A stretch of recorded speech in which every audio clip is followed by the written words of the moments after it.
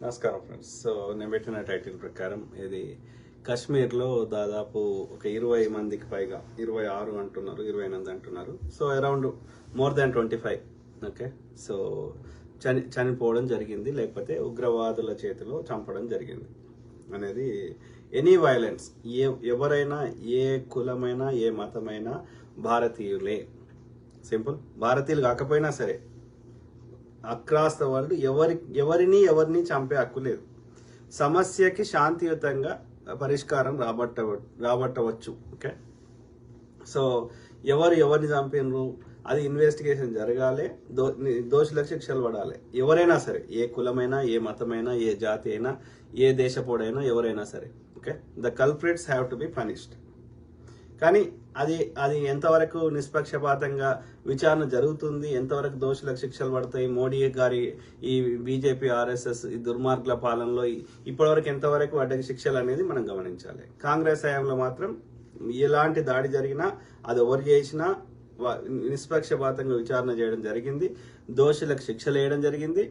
అట్లనే ఇంకా అంతకు మించి ఉంటే విదేశాలు అయితే వాళ్ళ మీద కూడా కఠినమైన చర్యలు తీసుకున్నాం గతంలో. కానీ మోడీ గారు వచ్చిన తర్వాత బీజేపీ హయాంలో అప్పుడు వాజ్పేయి గారు ఉన్నప్పుడు కానీ ఇప్పుడు కానీ ఇప్పటివరకు ఎవరికి శిక్షలు పడలేదు, విచారణే జరగలేదు, శిక్షలు అనేది దూరికి బాధ. కేవలం మనని ఎంతసేపు ప్రతి అంశాన్ని హిందూ ముస్లిం లెక్క చిత్రీకరించే ప్రయత్నం చేస్తాడు, కానీ దేశ రక్షణని కూడా నువ్వు పనంగా పెడుతున్నావు. అది దౌర్భాగ్యం. ఓకే. సో కాబట్టి ఈ కేసులో హిందువులు చనిపోయారు, ఇంకో కేసులో ముస్లిం చనిపోయారు, ఇంకో కేసులో క్రిస్టియన్ చనిపోయారు. ఎవరు చనిపోయినా మానవులే కదా. వాళ్ళ పర్సనల్ బిలీఫ్ సిస్టమ్కి మనకు సంబంధం లేదు. Right. Every life is a life. Right. ప్రతి ఒక్కరి యొక్క వాల్యూ, ప్రతి లైఫ్కి వాల్యూ ఉంది. కాబట్టి వాళ్ళ పర్సనల్ లైఫ్ నాకు అనవసరం, వాళ్ళు ఏ కులమా ఏ మతమా నాకు అనవసరం, వాళ్ళు మనిషా కాదా. సో ఆ క్రమంలో ఇక్కడ there is a two possibilities are there. ఒకటి ఏంటంటే జెన్యున్ గానే పాకిస్తాన్ చేయించి ఉండవచ్చు. ఎందుకంటే కాశ్మీర్ 4 దిక్కుల వాళ్ళు 4 భూభాగం 4 రకాల పాకిస్తాన్లో అంటే అప్పుడు ఉన్నటువంటి ఉమ్మడి భారతదేశంలో 4 దిక్కులో ఉన్న భూభాగాలు 4 కావాలన్నారు వాళ్ళు. ఓకే. ఈస్ట్ పాకిస్తాన్ అంటే ఇప్పుడున్న బంగ్లాదేశ్, వెస్ట్ పాకిస్తాన్ అంటే ఇప్పుడున్న పాకిస్తాన్. ఈ 2 కాకుండా నార్త్ పాకిస్తాన్, సౌత్ పాకిస్తాన్ అంటే హైదరాబాద్, ఇప్పుడు మన తెలంగాణ. ఓకే. తెలంగాణ ఒక్కటే కాదు, తెలంగాణతో పాటు కొంత కర్ణాటక భాగం, కొంత కర్ణాటకలో ఉన్న భాగం, కొంత ఈ మహారాష్ట్రలో ఉన్న భాగం, ఇదంతా కలిపి హైదరాబాద్ స్టేట్ నిజాం గారు పరిపాలించింది. ఇది మాకు కావాలన్నారు. At the same time north లో వచ్చేసి ఈ జమ్మూ కాశ్మీర్, ఇవి కావాలన్నారు. సో మనం ఏది ఇచ్చినాం, మనం ఇవ్వలేదు, బ్రిటిష్ వాడు ఇచ్చిండు. ఏమి ఇచ్చిండు? ఈస్ట్ పాకిస్తాన్ ఇచ్చిండు, అంటే బంగ్లాదేశ్ని ఇచ్చిండు, ఇప్పుడున్న పాకిస్తాన్ ఇచ్చిండు. ఇక నార్త్ ని సౌత్ ని మనం సౌత్ ని అయితే ఇవ్వలేదు, ఇది దేశం నడిపోటున ఉందని. అది బార్డర్లు ఉంది కాబట్టి కాశ్మీరు కొంత ఆక్యుపై చేశారు. అది ఇండిపెండెంట్ ఒక రాజు కింద ఉండే, ఈ రాజా హరిసింగ్ కింద ఉండే, అప్పుడు కొంత కబ్జా పెట్టేశారు. ఇప్పుడు మనం పిఓకే అంటున్నాం, పాక్ ఆక్యుపైడ్ కాశ్మీర్ అంటున్నాం. వాళ్ళు ఏమంటున్నారు అంటే ఆజాదీ కాశ్మీర్ అంటున్నారు. ఓకే. ఏ పేరు పెట్టినా సరే వాళ్ళైతే కొంత భూభాగాన్ని ఆక్యుపై చేశారు. మిగిలిన భూభాగాన్ని కూడా గుంజుకునే ప్రయత్నం చేస్తే అక్కడ ఉన్నటువంటి రాజా హరిసింగ్ గారు మన భారత ప్రభుత్వానికి పండిత్ జవహర్ లాల్ గారి దగ్గరికి వచ్చి మొరబెట్టుకున్నాడు, నన్ను కాపాడు అంటే. మా భారతదేశంలో కలుపుతా అంటే నేను కాపాడుతా అంటే కలుపుతా కానీ కొన్ని కీ మా దగ్గరనే ఉంటాయి అంటే అప్పుడు ఈ ఆర్టికల్ 370 పెడితే అప్పుడు కలిపిండు ఆయన. ఓకే. మొన్న మోడీ గారు ఆర్టికల్ 370 తీసేసారు, ఎందుకంటే ఎవరైనా అక్కడ భూమి కొనుక్కోవచ్చు అని. సో ఇది కాశ్మీర్ చరిత్ర. సో కాబట్టి డెఫినెట్లీ పాకిస్తాను ఈ బార్డర్లో ఉంది కాబట్టి ఆ భూమి మనకు కావాలని వాళ్ళకి ఆశ ఉండొచ్చు.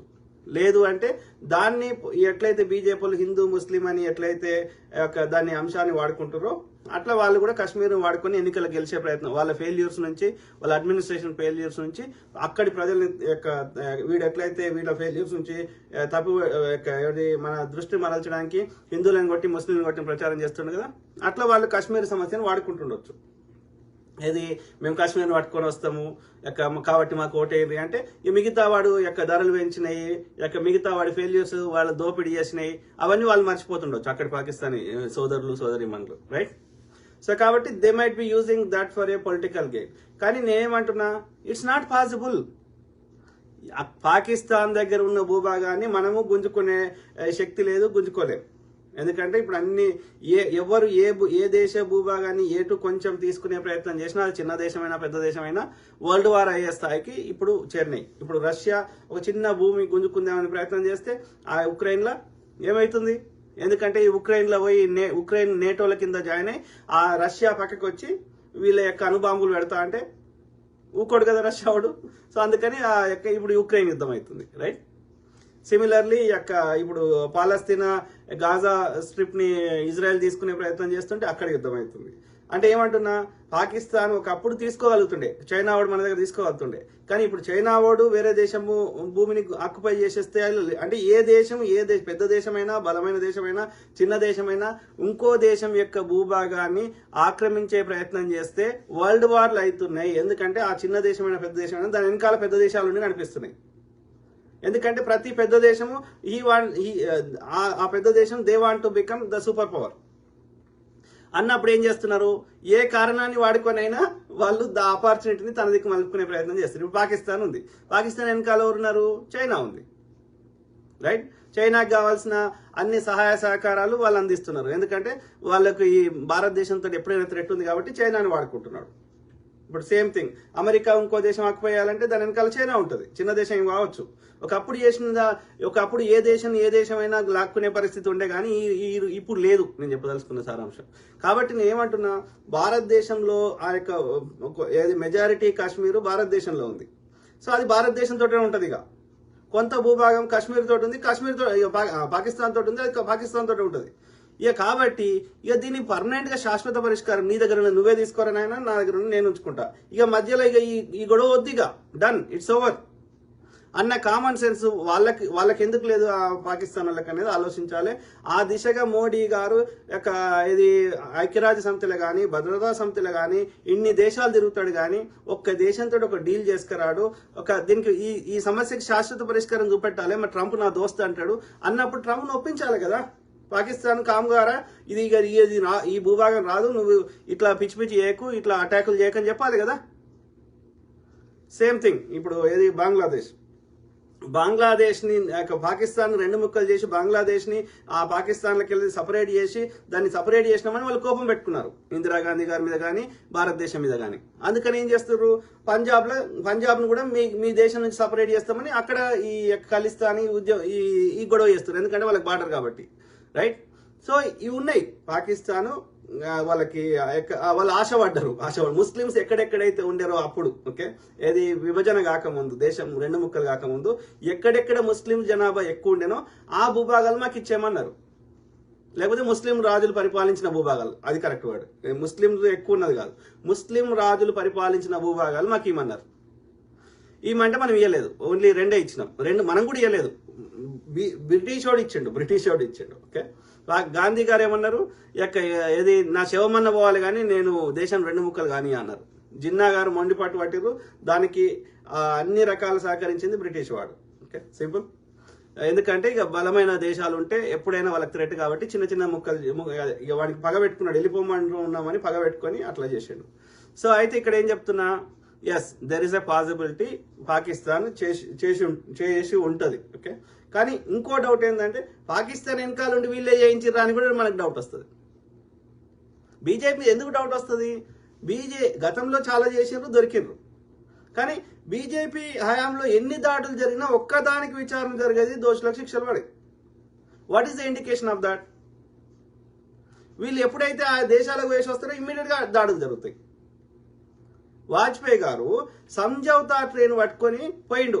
ఇది సంజౌతా అంటేనే దోస్తీ అని అర్థం, ఓకే, హిందీలో. సో ఎవరితోటి కలిసేసి వచ్చిండు? ముషరఫ్ తోటి కలిసేసి వచ్చిన వారం రోజులకే కార్గిల్ యుద్ధం అవుతుంది. మోడీ గారు ఇన్నిసార్లు చైనాకు వేసి వస్తాడు, రాగానే ఆడ బార్డర్లో చైనా ఆర్మీ ఏదో గొడవ చేస్తుంది. ఇప్పుడు వాళ్ళ యొక్క చైనా మ్యాప్ లో అరుణాచల్ మా దేశందే అని వాళ్ళ మ్యాప్ లో పెట్టుకుంటే సపోర్ట్ చేయడు మోడీ. బార్డర్లో ఆ యొక్క బార్డర్ చుట్టూ మొత్తం వాళ్ళ ఆర్మీ పోస్టులు పెట్టి అక్కడ విలేజ్లు కడుతుంటే సపోర్ట్ చేయడు మోడీ. అర్థమైందా? ఇంకా విదేశాంగ శాఖ మంత్రి ఏమంటాడు, అంత పెద్ద దేశం అండి, అంత పెద్ద ఎకానమీ, మనం ఎట్లా కొట్లాడతామంటాడు. మరి కాంగ్రెస్ అట్లా అనలేదే, అంత పెద్ద బ్రిటిష్ వద్దని మేము ఎట్లా కొట్లాడతామని. అంటే దీస్ బ్రెయిన్లెస్ ఫెల్లోస్ అర్థమైందా? ఆ క్రమంలో పాకిస్తాన్ తోటి వీళ్ళే చేయించవచ్చు, ఎవరికి తెలుసు. అర్థమైందా? అప్పుడు ఏమన్నాడు, సర్జికల్ స్ట్రైక్స్ చేసినామన్నాడు, ఏది బాలాకోట్ అది. ఓకే, సర్జికల్ స్ట్రైక్స్ చేస్తే పాకిస్తాన్ ఆర్మీ రిలీజ్ చేసింది వీడియోలు. ఏది, వీళ్ళు మధ్యలో పోయినరు, ఆ యొక్క అడవిలేసి వచ్చిండ్రు, ఆ లోపల వాళ్ళ ఆర్మీ, పాకిస్తాన్ ఆర్మీ అలర్ట్ అయింది కాగానే ఇక మళ్ళీ బ్యాక్ వచ్చేసారు. ఓకే, అర్థమైందా?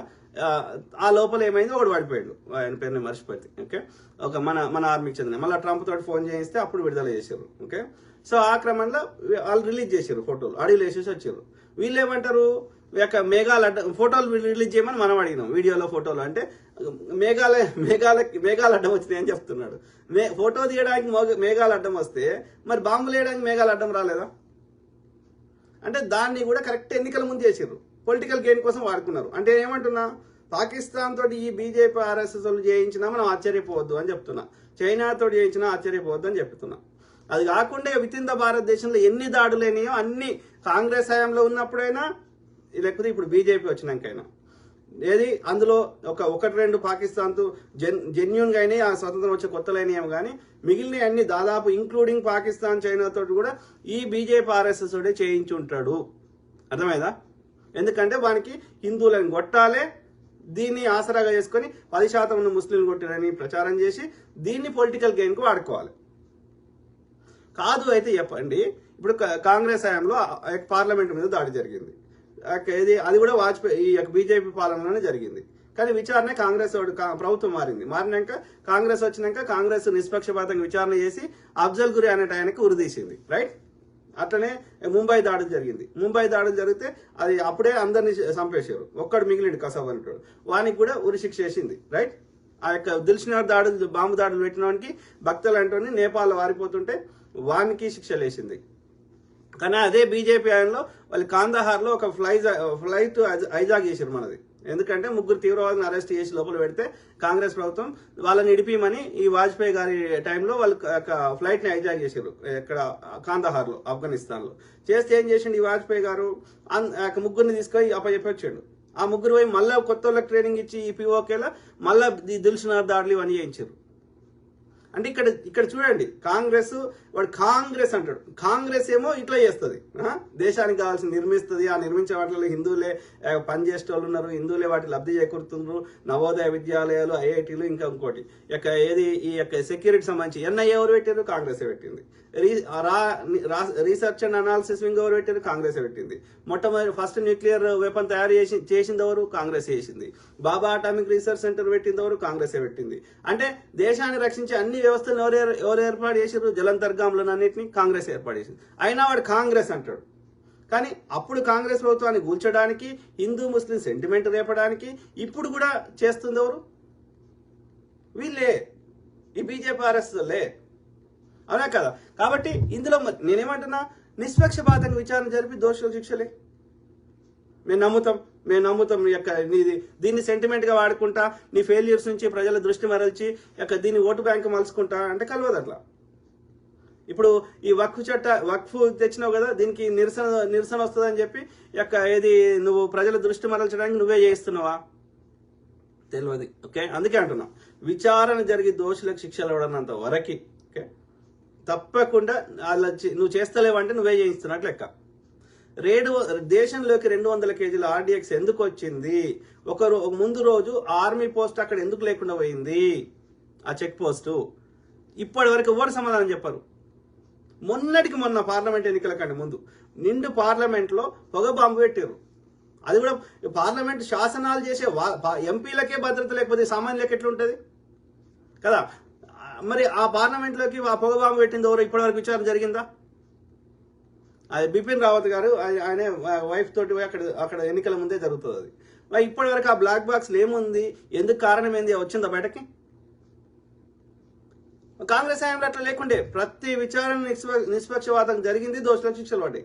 అంటే అర్థం ఏంది, వాళ్ళకి విచారణ చేస్తే ఏమవుతుంది, వీళ్ళే దోషులు అని తేలుతుంది, శిక్షలు వీళ్ళకే పడతాయి. కాబట్టి వీళ్ళు చేయరు, కేవలం ఆ పూటకి ఎన్నికల ముందు ఆ సెంటిమెంట్ వాడుకొని గెలిచే ప్రయత్నం చేస్తారు. అవునా కదా మిత్రులారా? ఆలోచించండి, ఈ దుర్మార్గులు ఉన్నారు. ఓకే, చూద్దాం. ఇది జమ్మూ కాశ్మీర్ పహల్గామ్లో జరిగిన ఉగ్రదాడిని నేను తీవ్రంగా ఖండిస్తున్నాను. ఇది అదే ఇది పాకిస్తాన్ చేయించడానికి ఆస్కారం ఉంది. ఎందుకంటే ఆ JD Vance America vice president వస్తున్నాడు కాబట్టి ఇప్పుడు చేస్తే అది ఎక్కువ అటెన్షన్ వస్తుంది కాబట్టి దెర్ ఇస్ ఎ పాసిబిలిటీ. కానీ అదొక్కటే కాకుండా నాకు ఈ బీజేపీ ఆర్ఎస్ఎస్ల మీద ఈ మోడీ మీద కూడా డౌట్ ఉంది. ఓకే, ఇది జమ్మూ కాశ్మీర్లో ఉగ్రదాడి ఖండించిన అసదుద్దీన్ ఓవైసీ, జమ్మూ కాశ్మీర్లో అమిత్ షా అత్యున్నత సమీక్ష చర్యలు. వాళ్ళు నువ్వు నిష్పక్షపాతంగా విచారణ చేసినప్పుడు లెక్క. ఏది యొక్క మరి ఇప్పుడు వాడి కాంగ్రెస్ అంటివి, వాడి కాంగ్రెస్ కాబట్టి వాడు యొక్క విచారణ వాడి మీద బురద తల్లుతీవి. మరి నువ్వు హిందువుల కోసమే అవతరించిన అవతార పురుషుడు అన్నప్పుడు, నీ దగ్గర ఇన్ని రకాల వ్యవస్థలు ఉన్నప్పుడు, ఇన్ని యొక్క నిఘా సంస్థలు ఉన్నప్పుడు మళ్ళీ అయినా ఎందుకు జరుగుతున్నాయి ఆలోచించండి. విచారణ ఎందుకు జరుగుతలేదు, దోషులకు ఎందుకు శిక్షలు పడతలేవు అంటే సెంటిమెంట్ను వాడుకుందాం. ఓకే, అర్థమవుతుందా? ఇది ఇక అవి కాకుండా ఎన్ని జరిగినాయి ఇప్పటివరకు? పుల్వామా దాడి, మాలేగావ్, కోరేగావ్, భీమేగావ్, ముంబై దాడులు, పార్లమెంట్ మీద దాడి, కార్గిల్ యుద్ధము, కశ్మీర్ పండిట్ల మీద దాడులు, మణిపూర్ల గొడవలు, గ్రాహం స్టెయిన్స్ హత్య, పండ్ల వ్యాపారం మీద దాడులు, హిజాబ్ గొడవలు, మసీదుల ముందుకు పోతారు, జై శ్రీరామ్ అంటారు, ముస్లిం మహిళలను పట్టుకొని హోలీ పూస్తారు. ఇక మణిపూర్ ఎన్ని రోజులు ఇప్పటి వరకు మణిపూర్ మీద ఒక్కసారి ఎవరైనా మాట్లాడిరా హోంశాఖ మంత్రిగా? వీళ్ళు రాగా బీజేపీ పాలనలోనే ఎందుకు జరుగుతాయి? ఎందుకు దోషులకు శిక్షలు పడాయి? ఆలోచించండి దయచేసి. గుళ్ళు కూల్చడాలు ఇట్లా ఒకటా రెండా, మళ్ళీ ఒక్క దానికి విచారణ జరగదు.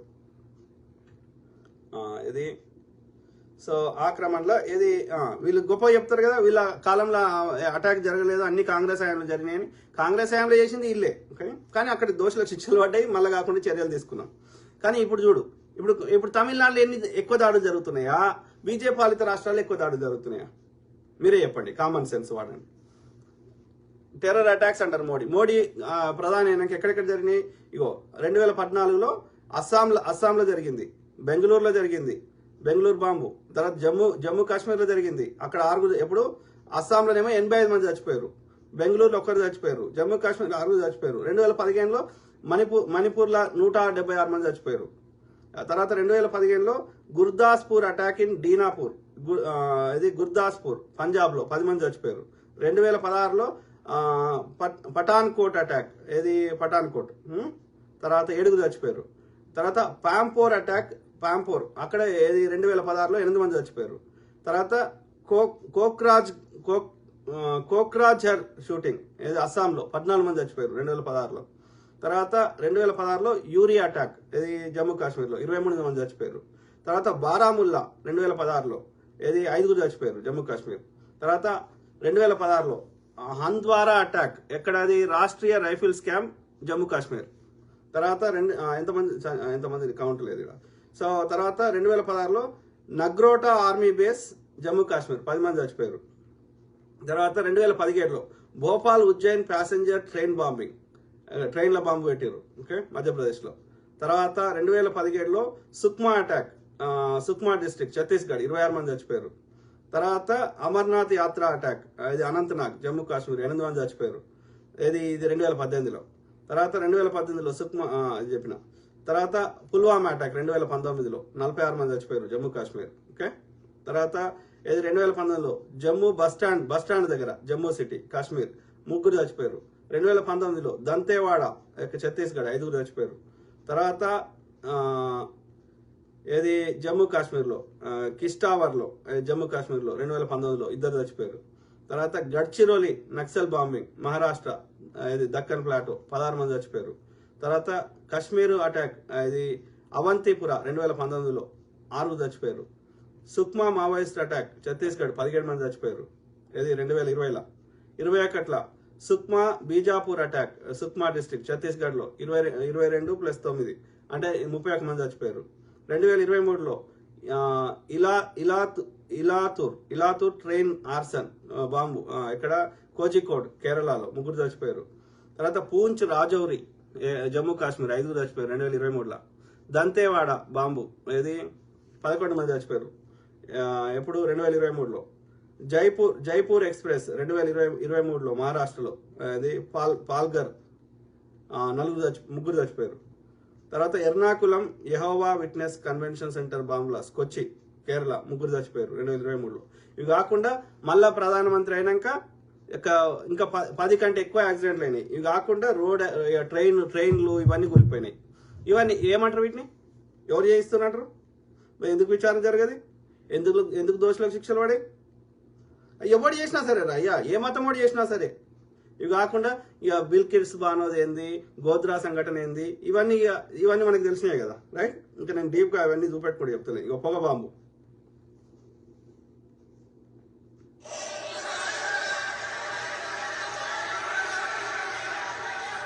మరి ఇప్పటివరకు ఎవరికొకరు ఎందుకు శిక్షలు పడలేదు చెప్పండి కదా?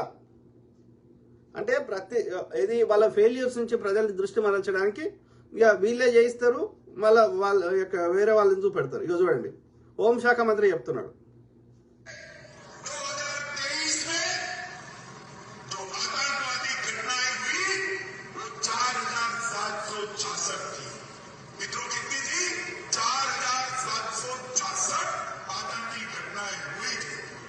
అర్థమైందా? 4766 అదే ఉగ్రవాద సంఘటనలు 2023లో జరిగినాయని హోంశాఖ మంత్రి చెప్తున్నాడు. మరి ఏం బిక్తున్నారు వీళ్ళు? గడి బిక్తురా?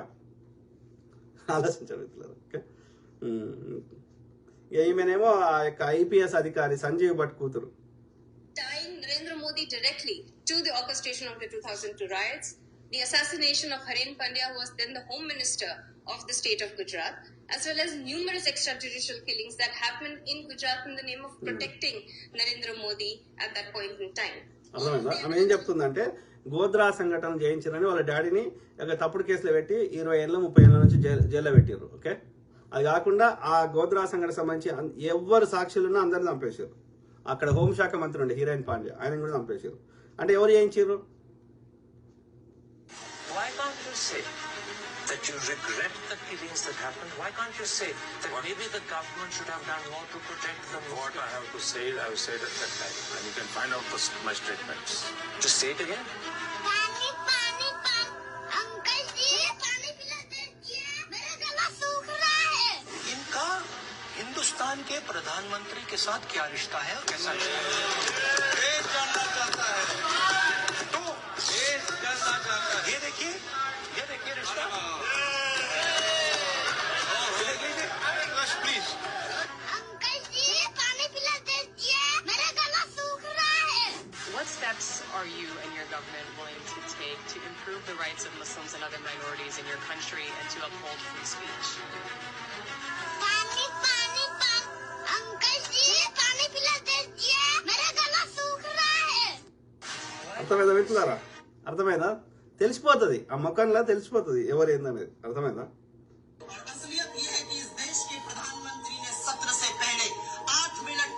సో ఇది మణిపూర్లో విజయపూర్ రాగానే ఎందుకు వస్తాయి? ఎందుకు అటాక్లు అయితే? ఎవరు పెట్టిన మణిపూర్లో మంటలు? ఆలోచించండి.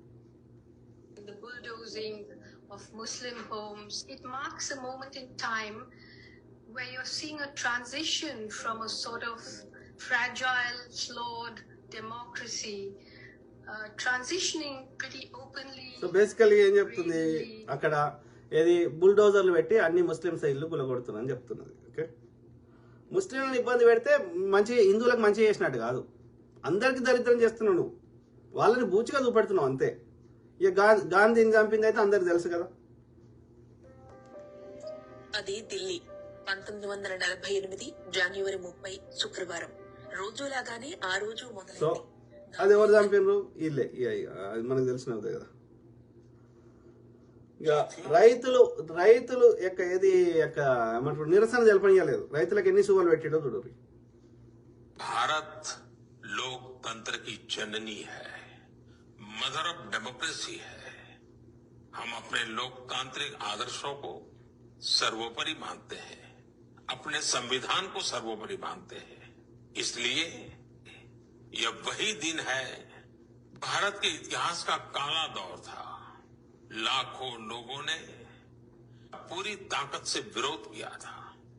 लोकतंत्र के समर्थकों पर उस दौरान సో బేసికల్ గా కనీసం నిరసన తెలపనియలేదు రైతులని. ఓకే, వాళ్ళ యొక్క ఇది మద్దతు ధర పెంచమని అడిగితే. Let me tell you the facts. CRPF people ask for aircraft to ferry their people because इतना बड़ा कॉन्वॉय कभी रोड से नहीं जाता। आपसे पूछा था? नहीं, आपसे ये मेरे से नहीं, जो जिससे कंसर्न थे होम मिनिस्ट्री से पूछा, राजनाथ जी के यहाँ, दे रिफ्यूज टू गिव। अगर मेरे से पूछते तो मैं एयरक्राफ्ट देता उनको, कैसे भी देता। 5 एयरक्राफ्ट की जरूरत थी सिर्फ, उनको एयरक्राफ्ट नहीं दिया गया। ये अब इम्पोर्टेंट चीज कह रहे हैं, होम मिनिस्ट्री से इजाजत मांगी एयरक्राफ्ट के लिए and home ministry refused to permission. give. Yes, and I told it to the prime minister same evening कि ये हमारी गलती से हुआ है, अगर हम एयरक्राफ्ट दे देते तो ये नहीं होता। तो उन्होंने मुझे कहा तुम अभी चुप रहो। मतलब प्राइम मिनिस्टर ने कहा कि हमारी गलती के बारे में, मैंने उनको कहा कि ये हमारी गलती है, और उन्होंने कहा और इसके बारे में चुप रहो। मैं ये बोल भी चुका था 1-2 चैनल को या इसको, तो उन्होंने कहा ये सब मत बोलो, ये कोई और चीज है, वो हमें बोलने दो। ठीक है। This is again very important. जब आपने प्रधानमंत्री साहब को उसी रात कहा था कि हमारी गलती के कारण हुआ है, कि इन्होंने एयरक्राफ्ट मांगे थे, आपकी होम मिनिस्ट्री ने इजाजत नहीं दी, और प्राइम मिनिस्टर कहा इसके बारे में चुप रहो। In other words, don't let people know we made a mistake. Doval ने भी मुझे कहा कि ये मत बोलिए, आप चुप रहिए। किसने कहा आपको? डोभाल ने, अजय डोभाल। उन्होंने भी कहा? वो मेरे क्लास फेलो रहे हैं, तो मेरे से कुछ भी बात कर सकते थे, और उनका सतपाल भाई ये मत कहो। So what you're saying, मुझे is लग both गया the था, prime मैं minister, आपसे शेयर कर सकता हूँ, मुझे लग गया था कि अब ये सारा ओनर्स पाकिस्तान की तरफ जाना है, तो चुप रहिए। मतलब ये एक तरह की सरकार की चालू पॉलिसी थी कि blame Pakistan, exactly, and we will get credit, and it will help our election. Exactly. అర్థమైందా? ఇట్లా ఆయన సత్యపాల్ మాలిక్ అని బీజేపీ వాళ్ళు నియమించిన వాడే. ఓకే, కాకపోతే ఇంతో అంత ఆయన మీద ఆయన లోపల దేశభక్తి ఉంది కాబట్టి ఆయన బయటకు వచ్చి చెప్పిండు. ఓకే, ఎవరు అట్లా చెప్తే వాళ్ళని ఇబ్బంది పెట్టుడు, లేపేసుడే వీళ్ళది. ఓకే, ఏమంటున్నాడు, నేను వీళ్ళకి థ్రెట్ ఉన్నది కాబట్టి ఆర్మీ హెలికాప్టర్స్ ని మనం ఇద్దాము అని అంటే నువ్వు నోరు మూసుకో అని చెప్పిండంట. అది ఆ విధంగా పుల్వామా దాడి జరిగింది. అంటే అర్థమైంది, ఇప్పటి వరకు విచారణ జరగలేదు, దోషులకు శిక్షలు పడలేదు. అంటే అర్థమైంది, ఎన్నికల ముందే అయింది, బాలాకోట్ ఎన్నికల ముందే అయింది, బిపిన్ రావత్ ఎన్నికల ముందే అయింది, పుల్వామా దాడి ఎన్నికల ముందే అయింది. అంటే అర్థమైంది, అంటే దాన్ని సెంటిమెంట్ గా వాడుకోవాలి. వీళ్ళ ఫెయిల్యూర్స్ నుంచి, వీళ్ళ దోపిడి నుంచి ప్రజల దృష్టి మరల్చి హిందూ ముస్లిం సెంటిమెంట్ కొట్టి హిందువులను చంపి అయితే పాకిస్తాన్ కొట్టిండు, లేకపోతే కాంగ్రెస్ ఓడి చేయించిండు. అర్థమైందా? లేకపోతే ఖాన్లు చేసిర్రు. ఇది ఈ సెంటిమెంట్ వాడుకొని వీళ్ళ ఫెయిల్యూర్స్ నుంచి మరల్చి మళ్ళీ గెలవాలి, మళ్ళీ గెలిచి మళ్ళీ దోసుకోవాలి, మళ్ళీ ఎన్నికల ముందు మళ్ళీ సేమ్ చేయాలి. దారుణం. ఓకే, చూడండి, ఇక్కడ రైతులు ఉద్యమం చేస్తుంటే వాళ్ళ మీద యొక్క బాష్ప గోళాలతోటి వాళ్ళని దాడి చేసిండు. అలా ఒక అతనికి బాగా తీవ్ర గాయమైంది, రక్తం కారుతుంది. ఓకే,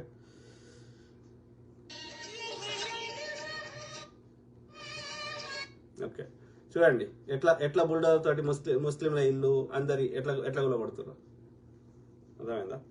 ఇక ఈడేమో బీజేపీలో జాయిన్ అయ్యిండు. వీడోడు సంజయ్ సరోజ్ అనే వ్యక్తి 2018లో బీజేపీ వాళ్ళే లష్కరా తోయిబా ఉగ్రవాద సంస్థకు చందా ఇచ్చినందుకు అరెస్ట్ అయ్యాడు. ఇదే వ్యక్తి 2024లో బీజేపీలో చేరి ఎన్నికలలో ఎంపీ టికెట్ ఎలా పొందుతాడు? సంజయ్ సరోజ్ వీని పేరు. ఓకే, 2018లో లష్కరే తోయిబా అనే ఉగ్రవాద సంస్థకు చందా ఇచ్చిండని అరెస్ట్ అయ్యిండు. వానికి ఎంపీ టికెట్ ఇచ్చిండ్రు వీళ్ళు. గాలి జనార్దన్ రెడ్డి ఎన్ని వేల కోట్లు దోసుకున్నాడని సిబిఐ కేసుకుని ఆయనని ఇలా జాయిన్ చేసుకున్నాడు బీజేపీలో. అంటే వీళ్ళకి ఎథిక్స్, మోరల్స్ లేవు. ఫైనాన్షియల్ ఫ్రాడ్ కానీ, ఈ దాడులు కానీ ఎవరు అంటే వీళ్ళే చేయిస్తారు, డైరెక్ట్ కానీ ఇండైరెక్ట్ కానీ మనం అర్థం చేసుకోవాలి. ఇదిగోండి, ఇది మనకు ఆధారం కూడా ఉంది ఇక్కడైతే.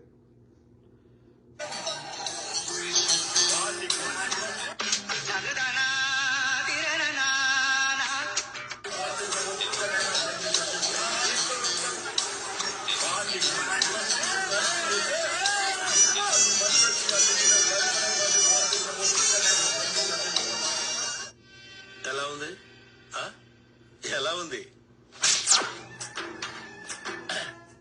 సో బేసికల్ గా ఇది రాళ్ళు వేయించాడు. మసీద్ ముందరికి వెళ్ళి పోతుంటే వాళ్ళు రాముని యాత్ర పోతుంటే రాళ్ళు వేయించి ముస్లింలు చేసారని ప్రచారం చేయాలి. అంటే దీన్ని బట్టి అర్థం చేసుకోండి హౌ దే థాట్ ప్రాసెస్. అర్థమైందా? పుల్వామా చెప్పిన ఇట్లనే ఈ పెద్ద ఆయన చెప్తున్నాడు మొత్తం చెప్పకుండా అందుకే ఫాస్ట్ ఫాస్ట్ చూపెడుతున్నా जब कोई कांग्रेस करता था तो मोदी कहते थे कि क्या इटली से लाया क्या, तो आज हम भी कहना चाहिए कि क्या मोदी के बाप के घर से लाया क्या। एक ही बार उन्होंने बम स्फोट किए, वो उस समय सभी आरएसएस के पदाधिकारी बम स्फोट में शामिल थे। और मैंने कई बार कहा कि भागवत आईएसआई से पैसे लेता है, पाकिस्तान से पैसे लेता है। 24 करोड़ लिए कि प्रज्ञा ठाकुर और कर्नल पुरोहित का సో डायलॉग దాన్ని బట్టి ఏమర్థమవుతుంది పాకిస్తాన్ తరఫున వీళ్ళే చేస్తారు దాడులను మనం గమనించాలి పెద్ద ఆయన అనుభవంతో ఆయన చేసిన ఇన్వెస్టిగేషన్ బట్టి చెప్తున్నాడు ఓకే ఇట్లాంటివన్నీ రాకుండా ఆ పుస్తకాలు గాలబెట్టుడు బ్యాన్ చేసుడు వాళ్ళ ఆ యొక్క సంబంధిత వ్యక్తులను చంపేసుడు कि प्रज्ञा ठाकुर आदमी देंगी और कर्नल पुरोहित आरटीएस देगा और हम सब मुस्लिम बस्ती में बम स्फोट करेंगे। इनको ना देश का भला करना है। मैं तो कहता हूं कि सही मायने में ये लोग देशद्रोही है।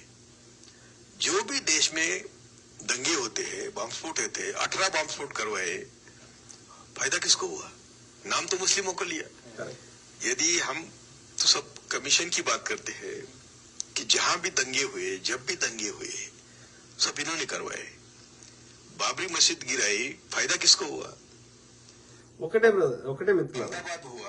ఈ దుర్మార్గులు మన భారతదేశం వాళ్ళు కాదు కాబట్టి భారతదేశం మీద ప్రేమ ఉండదు ఓకే గతంలో చెప్పినట్టుగా వీళ్ళు ఆర్యులు కాబట్టి మిగతా ఎవ్వరి మీద కూడా ఉండదు అందులో ఎక్కువ జనాభా ఎవరు ఉన్నారో వాళ్ళకి ఎక్కువ నష్టం జరుగుతుంది కాబట్టి హిందువులే ఉన్నారు కాబట్టి మూలవాసులు ఉన్నారు కాబట్టి వీళ్ళకి నష్టం జరుగుతుంది సో ఆర్యులు ఈ ఆర్యులది బీజేపీ ఆర్ఎస్ఎస్ ఆర్యులది गोदरा हुआ, फायदा किसको? आरएसएस के तमाम संगठन इस वक्त मौजूद हैं। आपको मालूम है कि आज ही महापंचायत होनी थी, लेकिन दंगा करने में कोई ब्राह्मण बनिया आके खुद दंगल में जाता है। एक ही बार उन्होंने बम स्फोट किए, वो उस समय सभी आरएसएस के पदाधिकारी बम स्फोट में शामिल थे। కార్యాలయంలో బాంబులు తయారు చేస్తున్నప్పుడు అవి ఈ బ్రదర్ పేరు కాంబ్లే బ్రదర్ ఆర్ఎస్ఎస్ మరియు బజరంగ్ దళకు చెందినటువంటి కొంతమంది తీవ్రవాదులు బాంబులు తయారు చేస్తూ ఉండగా అవి పేలి ఇద్దరు చనిపోయారు, నలుగురు గాయాలు. ఆర్ఎస్ఎస్ కార్యాలయంలో 2006లో కొంతవరకు మీడియా కవర్ చేసింది. ఏదైతే 2002 నుండి సీరియస్ గా బాంబ్ బ్లాస్టింగ్ జరుగుతున్నప్పుడు మీడియా చేసిన హంగామా ఏదైతే ఉందో 2006లో ఆర్ఎస్ఎస్ కార్యాలయంలో బాంబు పేలుడిని పెద్దగా చూపించలేదు, కొన్ని రోజుల్లో జనం మర్చిపోయినారు. కానీ 29 సెప్టెంబర్ 2009 మాలేగావ్ లో బాంబు పేలుడు జరిగింది.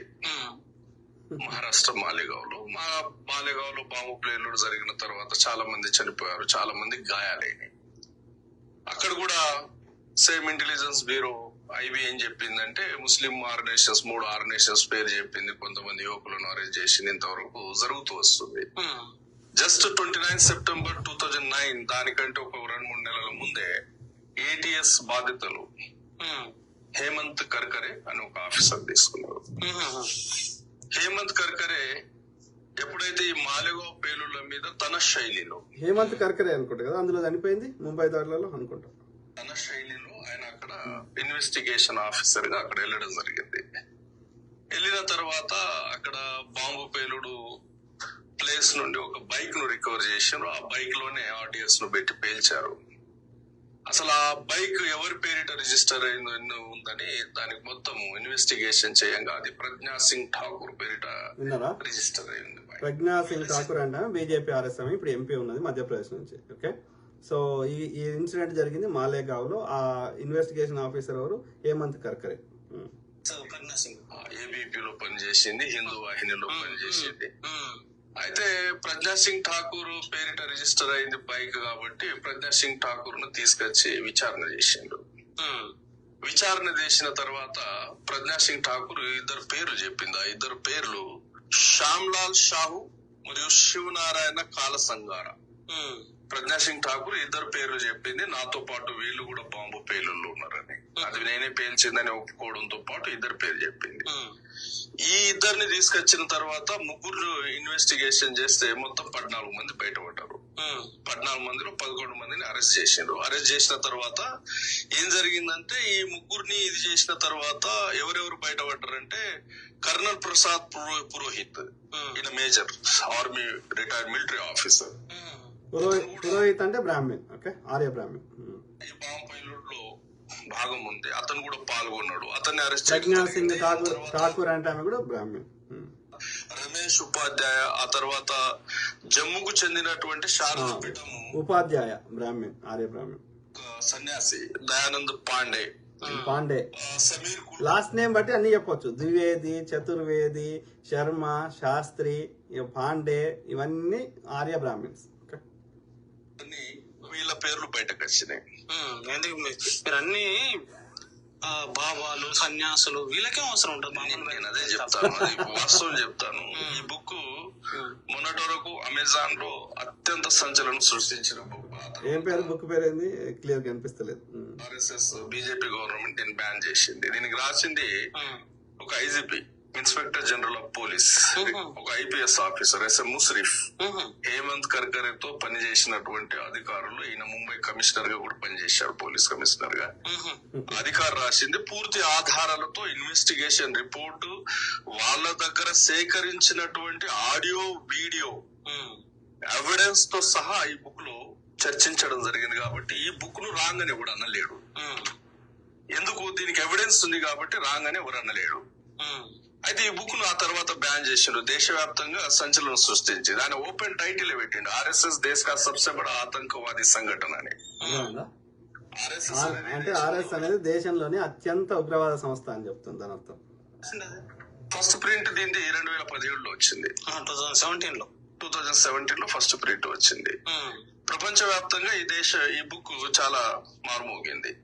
తెలుసు కదా, సుందర్ బ్రదర్ అయితే అందరు తెలుసు, స్ట్రీట్ అండ్ సుందర్. ఈ బ్రదర్ కూడా తెలుసు కదా, కాంబ్లే బ్రదర్. కొన్ని సంస్థలు దొరకకపోయినా ఇక నాలాంటి వాళ్ళకు డైరెక్ట్ ఆఫీసర్ కాంటాక్ట్ ఉండడం చేత నేను కూడా ఈ బుక్ సేకరించిన, దాన్ని సీరియస్ గా స్టడీ చేసిన.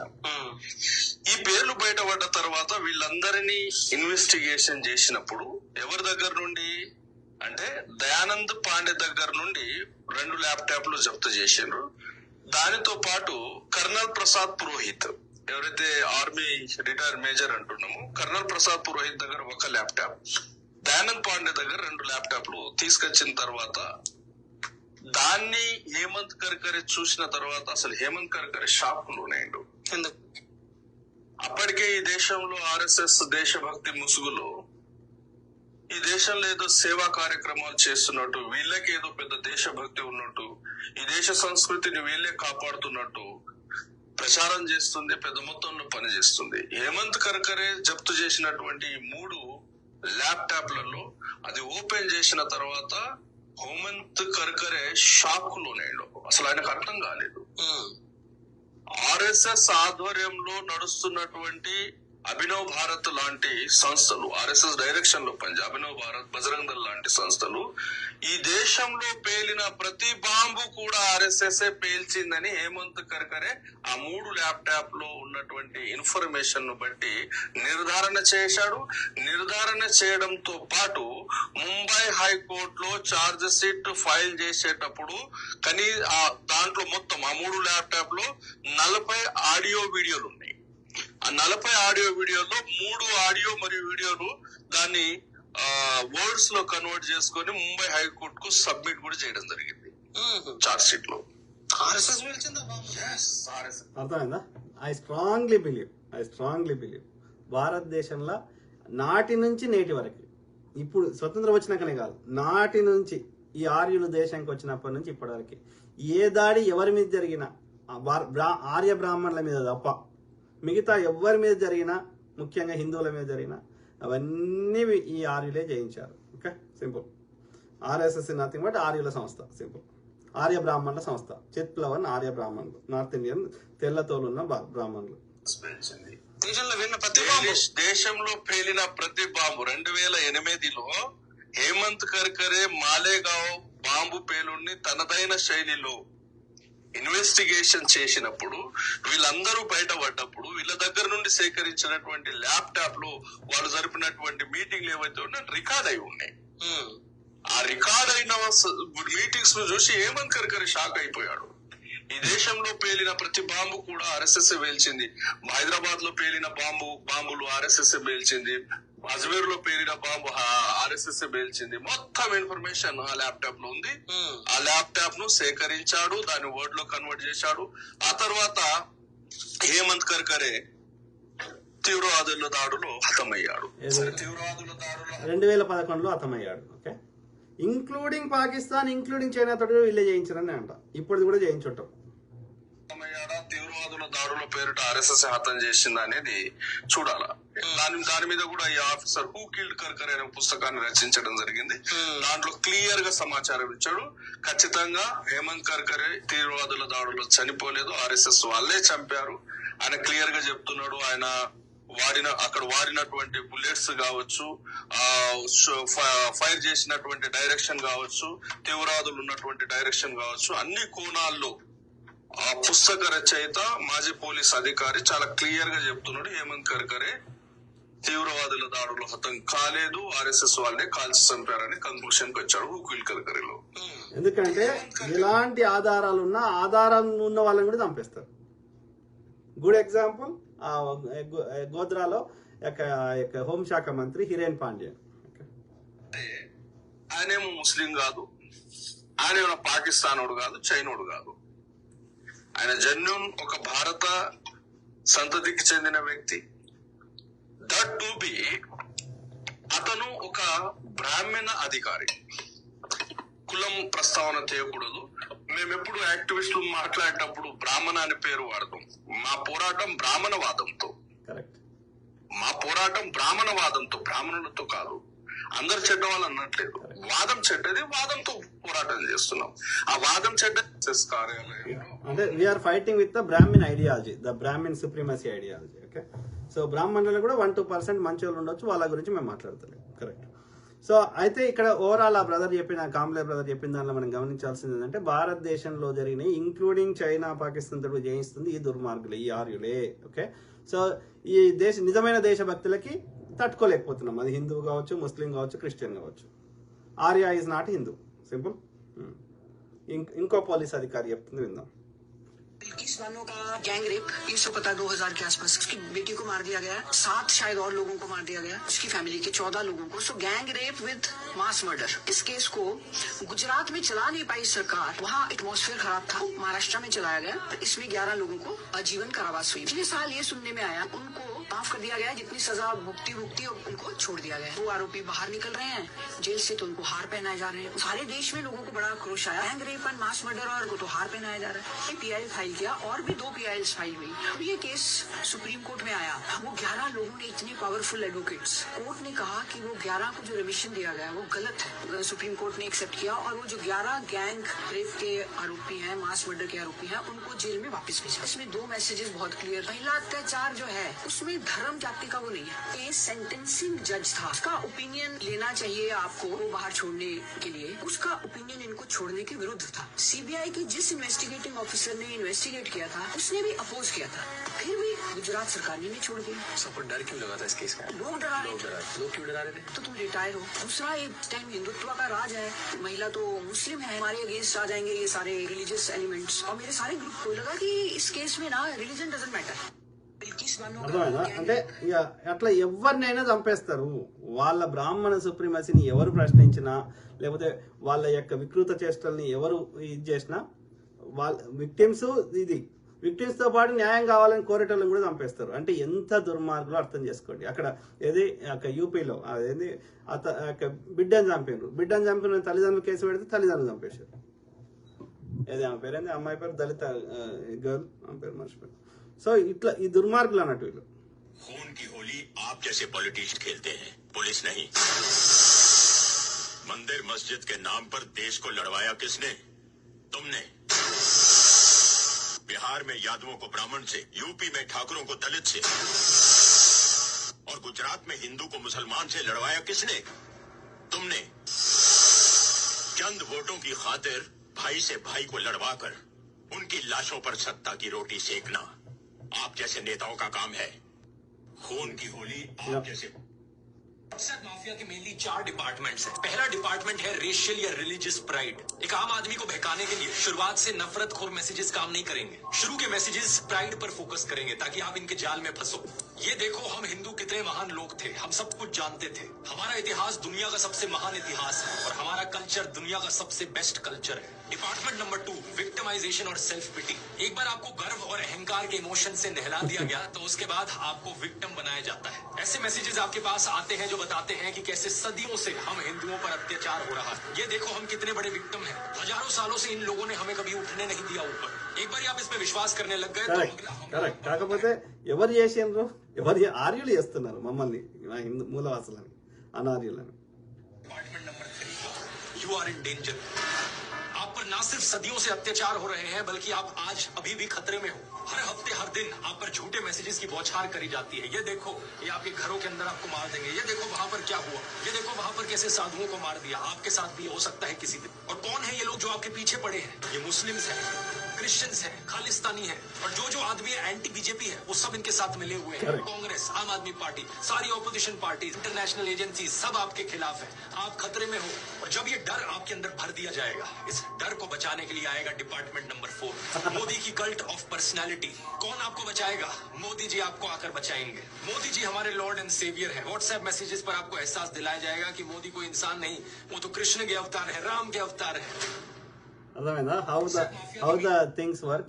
ఓకే, ఎస్ నేను అంటున్నా, ఎస్ ఏది ఆర్యులతోటి అందరికీ డేంజరే ఉంది.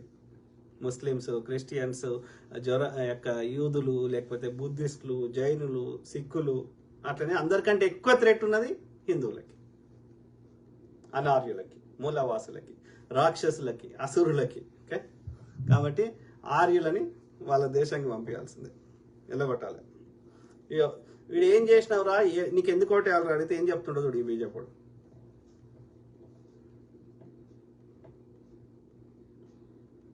गंदगी को मुद्दा ना बनाकर, बेरोजगारी को मुद्दा ना बनाकर, इलाके में पानी की भारी कमी है इसको मुद्दा ना बनाकर सिर्फ मंदिर पर राजनीति करके आप ध्रुवीकरण करना चाहते हैं। सांसद ने कहा कि भारत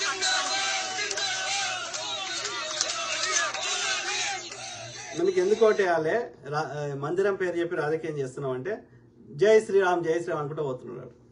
ఇది దుర్మార్గులు. సో ఇది జమ్మూ కాశ్మీర్ ఏమని స్టేట్మెంట్ ఇచ్చాడు మోడీ, జమ్మూ కాశ్మీర్లోని పహల్గామ్లో జరిగిన ఉగ్రదాడిని నేను తీవ్రంగా ఖండిస్తున్నాను. తమ ప్రియతములను కోల్పోయిన వారికి నా సంతాపం వ్యక్తం చేస్తున్నాను. క్షతగాత్రులు వీలైనంత త్వరగా కోరుకోవాలని ప్రార్థిస్తున్నాను. ఈ ఘటన వెనుక ఉన్న వారిని కఠినంగా శిక్షిస్తాము, వారిని వదిలిపెట్టాను నరేంద్ర మోడీ ప్రధానమంత్రి. ఫస్ట్ ఆఫ్ ఆల్ నువ్వు సౌదీ అరేబియాలో ఎందుకు పోతున్నావు, ఇన్ని దేశాలు ఎందుకు తిరుగుతున్నావు, ఏ దేశంతో ఏం డీల్ చేసుకొచ్చినావు? ఫస్ట్ థింగ్ డబ్బులను వేస్ట్ చేస్తున్నావు, టైం వేస్ట్ చేస్తున్నావు. మళ్ళీ మా మోడీ 18 గంటలు పనిచేయడం, 24 గంటలు పనిచేస్తున్నా అంటున్నారు. రైట్? సో ఎప్పుడు చూసినా విదేశాలు ఉంటాడు. తర్వాత మరి ఇప్పుడు ఈ స్టేట్మెంట్ ఇచ్చిండు కదా, ఎన్ని రోజులల్లో మనకి ఈ దీనికి సంబంధించి దోషులకు శిక్షలు వేస్తాడు, ఆధారాలు పబ్లిక్లో పెడతాడు. ఇన్వెస్టిగేషన్ ఎన్ని రోజులు అవుతుంది? ఇక ఆనే కాదు, అది ఎన్నడికి కాదు. ఆలోచించండి మిత్రులారా. ఇది చూడండి ఎట్లా చేస్తారు ఆర్ఎస్ఎల్. दोस्तों एक वीडियो बहुत ज्यादा वायरल हो रहा है, इसको देखिए।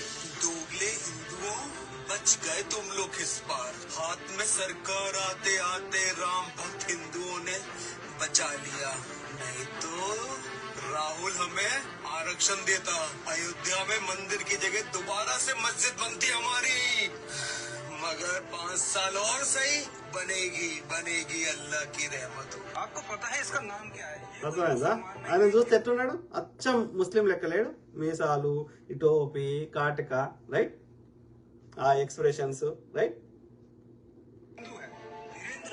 जो इस तरीके की वीडियो फैला रहा है जिससे कि समाज के अंदर नफरत बढ़े, जो इन अंधभक्तों का अक्सर काम हुआ ही करता है। इसके चैनल पर व्यूज नहीं आते तो ये इसने सोचा हिंदू मुस्लिम कर लेते हैं। अभी से कुछ दिन पहले अब की बार 400 पार की वीडियो बना रहा था, जो कि इनकी 300 पार भी नहीं कर पाए। मोदी सरकार 400 पार, इससे पहले कि ये वीडियो और अंधभक्तों तक पहुंच जाए, वो अपने अंधभक्त सर्कल व्हाट्सएप यूनिवर्सिटी में इसको शेयर करें। आप इसको पहले ही अंधभक्तों तक पहुंचा दीजिए, जिससे कि नफरत फैलने से पहले ही उनका झूठ जो है वो एक्सपोज हो जाए। दोस्तों एक वीडियो बहुत అర్థమైందా? వాడు హిందువే, మన పేరు హరి రాఘవ్ అని ఉన్నాడు. ఓకే, వాడు అట్లా ముస్లిం లెక్క వేషం వేసుకొని రెచ్చగొడుతున్నాడు.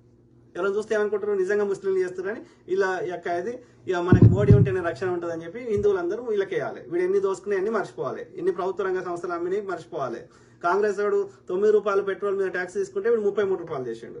కాంగ్రెస్ వాడు 3 రూపాయలు 50 పైసలు డీజిల్ మీద ట్యాక్స్ తీసుకుంటే వీడు 33 రూపాయలు చేసిండు. 10 రెట్లు పెంచాడు. అప్పుడు ఇంటర్నేషనల్ బ్యారెల్ రేట్ $100 ఉన్నా మనకి 70 రూపాయలకు పెట్రోల్ వచ్చింది. ఇప్పుడు $70 ఇంటర్నేషనల్ బ్యారెల్ రేట్ ఉన్నా మనకి 100 దాటుతున్నది. అర్థమైందా? అంటే ఎవరి నిజాయితీ ఏందో మనం గమనించాలి.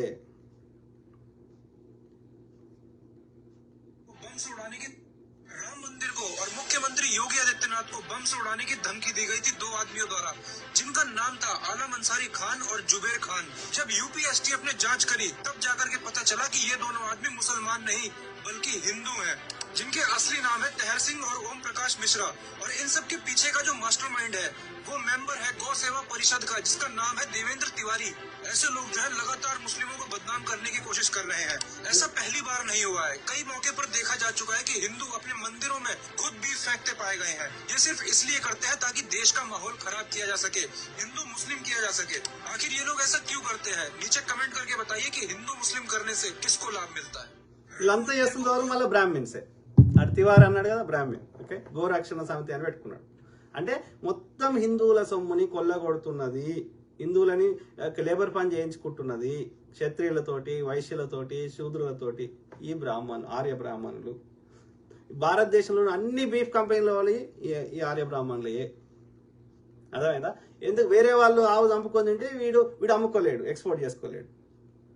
ఇస్కాన్లో మొత్తం ఉండే ఆ యొక్క ఆవులన్నింటినీ ఎక్స్పోర్ట్ చేస్తుంది వీళ్ళే. అంటే దేశంలో ఉన్న ఎలాంటి సంపద అయినా ఏ సోర్స్ నుంచి వచ్చినా, అది మాంసం అమ్మితే వచ్చినా, లేకపోతే ప్రభుత్వ రంగ సంస్థలు అమ్మితే వచ్చినా, భూమిలో ఖనిజాలు అమ్మితే వచ్చినా, ఎనీ లేకపోతే ట్యాక్సులు అయినా సరే, everything they want to loot these Arya Brahmins.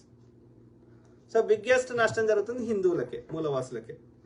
ఈ హిందువులు గ్రహిస్తలేదు, ఆర్యులు వేర్రా హిందువులు వేర్రా అని నెత్తి నొరగొట్టుకుంటున్నారు. వీళ్ళకేమో అర్థమవుతలేదు నా కొడుకులకి.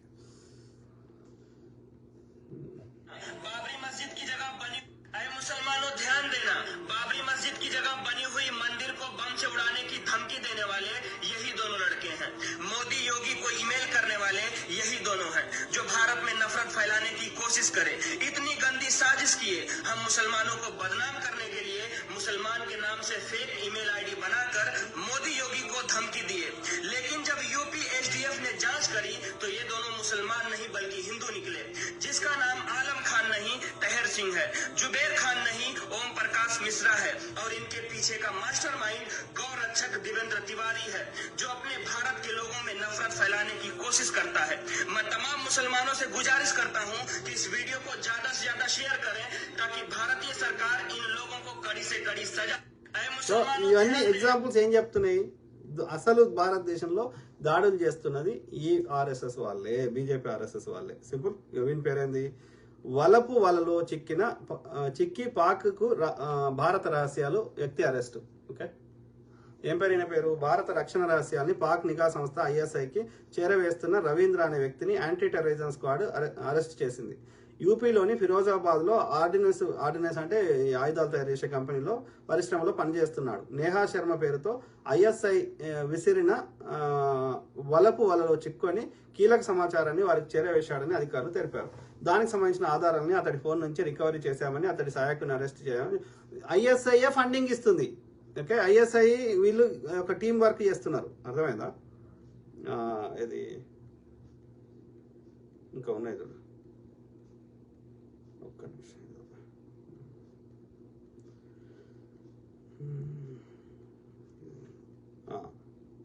కొన్ని చూపెట్టింది లేదు. ఇదైతే తెలిసిందే కదా, ప్రజ్వల్ రేవన్న ఎంతమందిని రేప్ చేసిండు అనేది. ముసలాం అని కూడా వదిలే. ఇక ఇదైతే a BJP worker has detained in Karnataka who was allegedly linked to 2 suspects in Rameshwaram cafe bomb blast.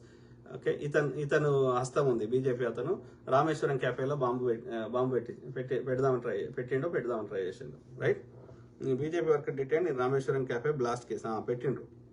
అర్థమైందా? NIA has detained Sai Prasad, a BJP worker in Rameshwaram Cafe blast case. Sai Prasad has been taken for questioning by the NIA. No national news will show you this. ఇవి చూపెట్టారు గోడి మీడియాలో. RSS కార్యాలయంలో బాంబులు, ఆయుధాలు, bomb సామాగ్రి. ఎక్కడిది? కేరళ. కేరళ తిరువనంతపురం శబరిమల అంశాన్ని ఉపయోగించుకుని కేరళలో పాగా వేయాలని భావిస్తున్న ఆర్ఎస్ఎస్ బీజేపీ ఆ దిశగా అక్రమాలకు పాల్పడుతున్నారు.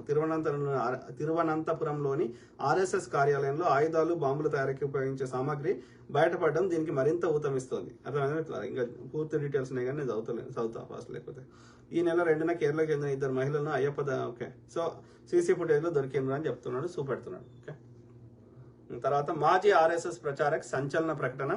ఆర్ఎస్ఎస్ మరియు విహెచ్పి దేశమంతటా బాంబు పేలులు చేయాలనుకున్నాయి. నేను బాంబులు తయారు చేయడంలో కూడా శిక్షణ పొందాను. సో ఒక ఇది బోల్తా హిందుస్థాన్ అని బాగా చెప్తుండే, దాన్ని మూసేపించారు. ఎవడు వాస్తవాలు చెప్తుంది. ఇగో ఆర్ఎస్ఎస్ అధిపతి అనుమతితోటే బాంబు దాడులు చేశాను అసీమానంద. అర్థమైందా? ఏది 2007లో సంజౌతా ఎక్స్ప్రెస్ లో బాంబు దాడులు చేసి 68 మందిని పొట్టన పెట్టుకున్న కిరాతకుడు స్వామి అసీమానంద కారవాన్ అనే పత్రికకు ఇచ్చిన ఇంటర్వ్యూలో తాను ఆర్ఎస్ఎస్ అధినేత మోహన్ భగవత్ అనుమతితోనే ఈ ఘాతకాలకు పాల్పడ్డానని పేర్కొన్నాడన్న విషయం ఈ పత్రిక ఆడియో టేప్లతో సహా బయటపెట్టింది. 2005లో సూరత్ లో జరిగిన ఆర్ఎస్ఎస్ సమావేశంలో మోహన్ భగవత్, ఇంద్రేష్ కుమార్ తదితరులు అసీమానందను అతని సహచరుడు సునీల్ జోషిని కలిశారని. అర్థమైందా? ఆ డీటెయిల్స్ అన్ని ఎట్లా ప్లాట్ చేసి ఎట్లా బాంబు పెట్టిరు అనేది. ఓకే, ఇక 2008లో మాలేగావ్ పేలుళ్ల కేసులో A1 నిందితురాలు భోపాల్ ఎంపీ ప్రజ్ఞా సింగ్ ఠాకూర్ విచారణకు గైర్హాజరు. అర్థమైందా? రామేశ్వరం క్యాఫే చెప్పిన ఏది ఏముందిడా రామేశ్వరం క్యాఫే పేలుడు కేసులో కీలక పరిణామం చోటు చేసుకుంది. ఈ కేసులో ఎన్ఐఏ బీజేపీ కార్యకర్తగా ఉన్న సాయి ప్రసాద్ అనే వ్యక్తిని అదుపులోకి తీసుకుని ప్రశ్నిస్తోంది. తీర్థహల్లిలోని ఓ మొబైల్ షాపుకు చెందిన 2 యువకులకు పేలుడుతో సంబంధం ఉన్నట్లు అనుమానించిన అధికారులు ఇటీవల విచారించారు. వీరికి సాయి ప్రసాద్ తో పరిచయం ఉన్నట్లు తేలడంతో అతన్ని ప్రశ్నిస్తున్నారు. అంటే ఇవన్నీ ఏం చెప్తున్నాయి? భారతదేశంలో దాడులు ఎవరు చేయిస్తున్నారు? ఇంతకుముందు చెప్పినాయి ఈ పేరు చెప్పినా కదా, సరోజ్ ఏదో సంథింగ్. సో ఇక కాకుండా ఇక వీళ్ళ అక్రమాలు ఏమేం చేశారు అనేది గతంలో చెప్పిన బీజేపీ వాళ్ళు. ఓకే, ఏది బీజేపీలో చేరాక వీరి పేరు కేసులు మాయమైనవి. యశ్వంత్ జాదవ్, ప్రతాప్ సర్నాయక్, సీఎం రమేష్, సుజనా చౌదరి, సుబేందు అధికారి, ముకుల్ రాయ్, భావన గౌలి అండ్ జ్యోతిరాదిత్య సింధియా. ఓకే, ప్రతిపక్షం ఉంటే వాళ్ళ ద్రోహులు. అప్పుడు ఇండియా టుడేలో వచ్చింది, అమెరికా వీసా రద్దు చేసింది. ద హీరో ఆఫ్ హేట్రెడ్, విద్వేష పురుగు అని అర్థం. అర్థమైందా? సో ఎవరు చేస్తున్నారు? ఇక చూడు, ఈయన ఐపీఎస్ అధికారి క్లియర్ చెప్తున్నాడు. ఎవరు ఈయన? ఏంది? సంజీవ్ భట్. ఈయన కూతురే మాట్లాడింది ఇంతకుముందు. 30 ఏళ్ళ నుంచి జైలు శిక్ష అనుభవిస్తున్నాడు. ఎందుకంటే ఆధారం బయట పెడతాడు ఆయన. గోద్రా మోడీ చేయించాడు ఆయన. వీడు బీజేపీడు. బ్రిడ్జ్ చరణ్ ఏం పేరు? బ్రిడ్జ్ చరణ్ ఏదో ఉంది కదా, బ్రిడ్జ్ భూషణ్. నేను హత్య చేసిన అని చెప్తుంటాడు. ఎన్నిసార్లు ఏడ్చినా కానీ ఎవరు చర్య తీసుకోవాలి. ఈయన ఆర్మీ మాజీ చీఫ్ శంకర్ రాయ్ చౌదరి ఏమంటున్నాడు? ఇది పుల్వామా ఘోరం, మోడీ పాపమే. ఆర్మీ చీఫ్, మాజీ ఆర్మీ చీఫ్ కమల్ హాసన్ గారు ఏమంటున్నారు? స్వతంత్ర భారత తొలి ఉగ్రవాది గాడ్సే. నేను నా వ్యాఖ్యలకు కట్టుబడి ఉన్నా కమల్ హాసన్. అర్థమైందా? ఉగ్రవాదే కాదు, ఉగ్రవాదిని వెనుకేసుకు వచ్చేవారు కూడా ఉగ్రవాదులతో సమానం. ఆర్ఎస్ఎస్ నిజ స్వరూపం. పాక్ రహస్య సమాచారం కేసులో సంఘ్ కార్యకర్త కురుల్కర్ అరెస్టు. అంటే ఎంత దుర్మార్గులో దయచేసి అర్థం చేసుకోండి. ఇక మణిపూర్ అయితే ఇక 7 దాకా ఎంత ఘోరంగా అయిందో మనం చూసినాం. ఏది బాబు బజరంగి వాడిని విడుదల చేశారు. ఆధారం పట్టుకున్న సంజీవ్ భట్టిని మాత్రం లోపలేశారు. అర్థమైందా? 2002 గుజరాత్ అల్లర్లలో 97 మంది అమాయకులను పొట్టన పెట్టుకున్నాడు, నిర్దోషిగా విడుదలయ్యాడు. వాడు బాబు బజరంగి. సంజీవ్ భట్ గుజరాత్ 2002 అల్లర్లపై దర్యాప్తు చేసి మోడీ ప్రభుత్వ ప్రమేయాన్ని బహిర్గతం చేశాడు. జీవితకాలం జైలు శిక్ష అనుభవిస్తున్నాడు. అర్థమైందా? ఇంత ఘోరమా? ఇంత ముందు పెట్టిన ఆయన ఏది సత్యపాల్ మాలిక్ పుల్వామా దాడి.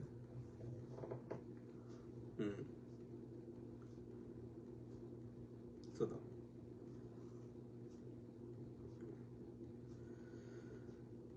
ఇది పుల్వామా. వీళ్ళందరూ ఎవరు చచ్చిపోయిన వాళ్ళు? హిందువులు కాదా? సిక్కులు ఉన్నారు కానీ మోస్ట్లీ హిందువులు ఎక్కువ ఉన్నారు.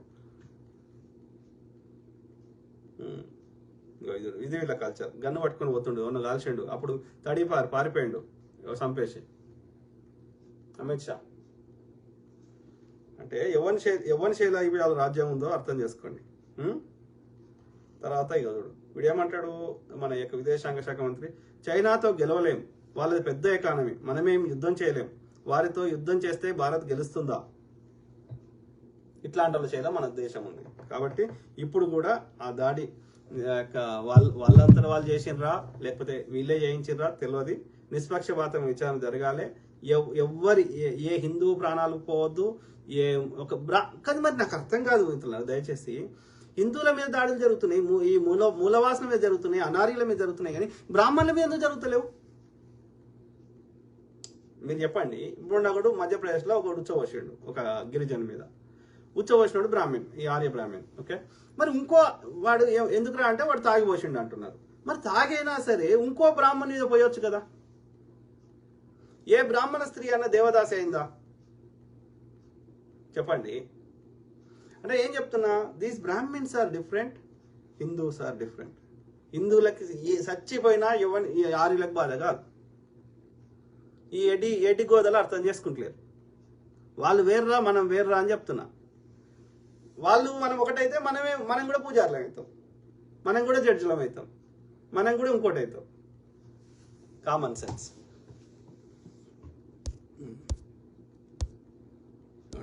నీలా హరీష్ బ్రదర్, నోట్ల రద్దు చేయొద్దు, దానివల్ల దేశ ప్రజలు ఇబ్బంది పడతారు అని చెప్పినా కూడా అప్పటి ఫైనాన్స్ మినిస్టర్ అరుణ్ జైట్లీని నరేంద్ర మోడీ, అమిత్ షా పార్లమెంటు నుండి బయటకు తోసేసి నోట్ల రద్దు చేశాడు దొంగ మోడీ. Correct brother.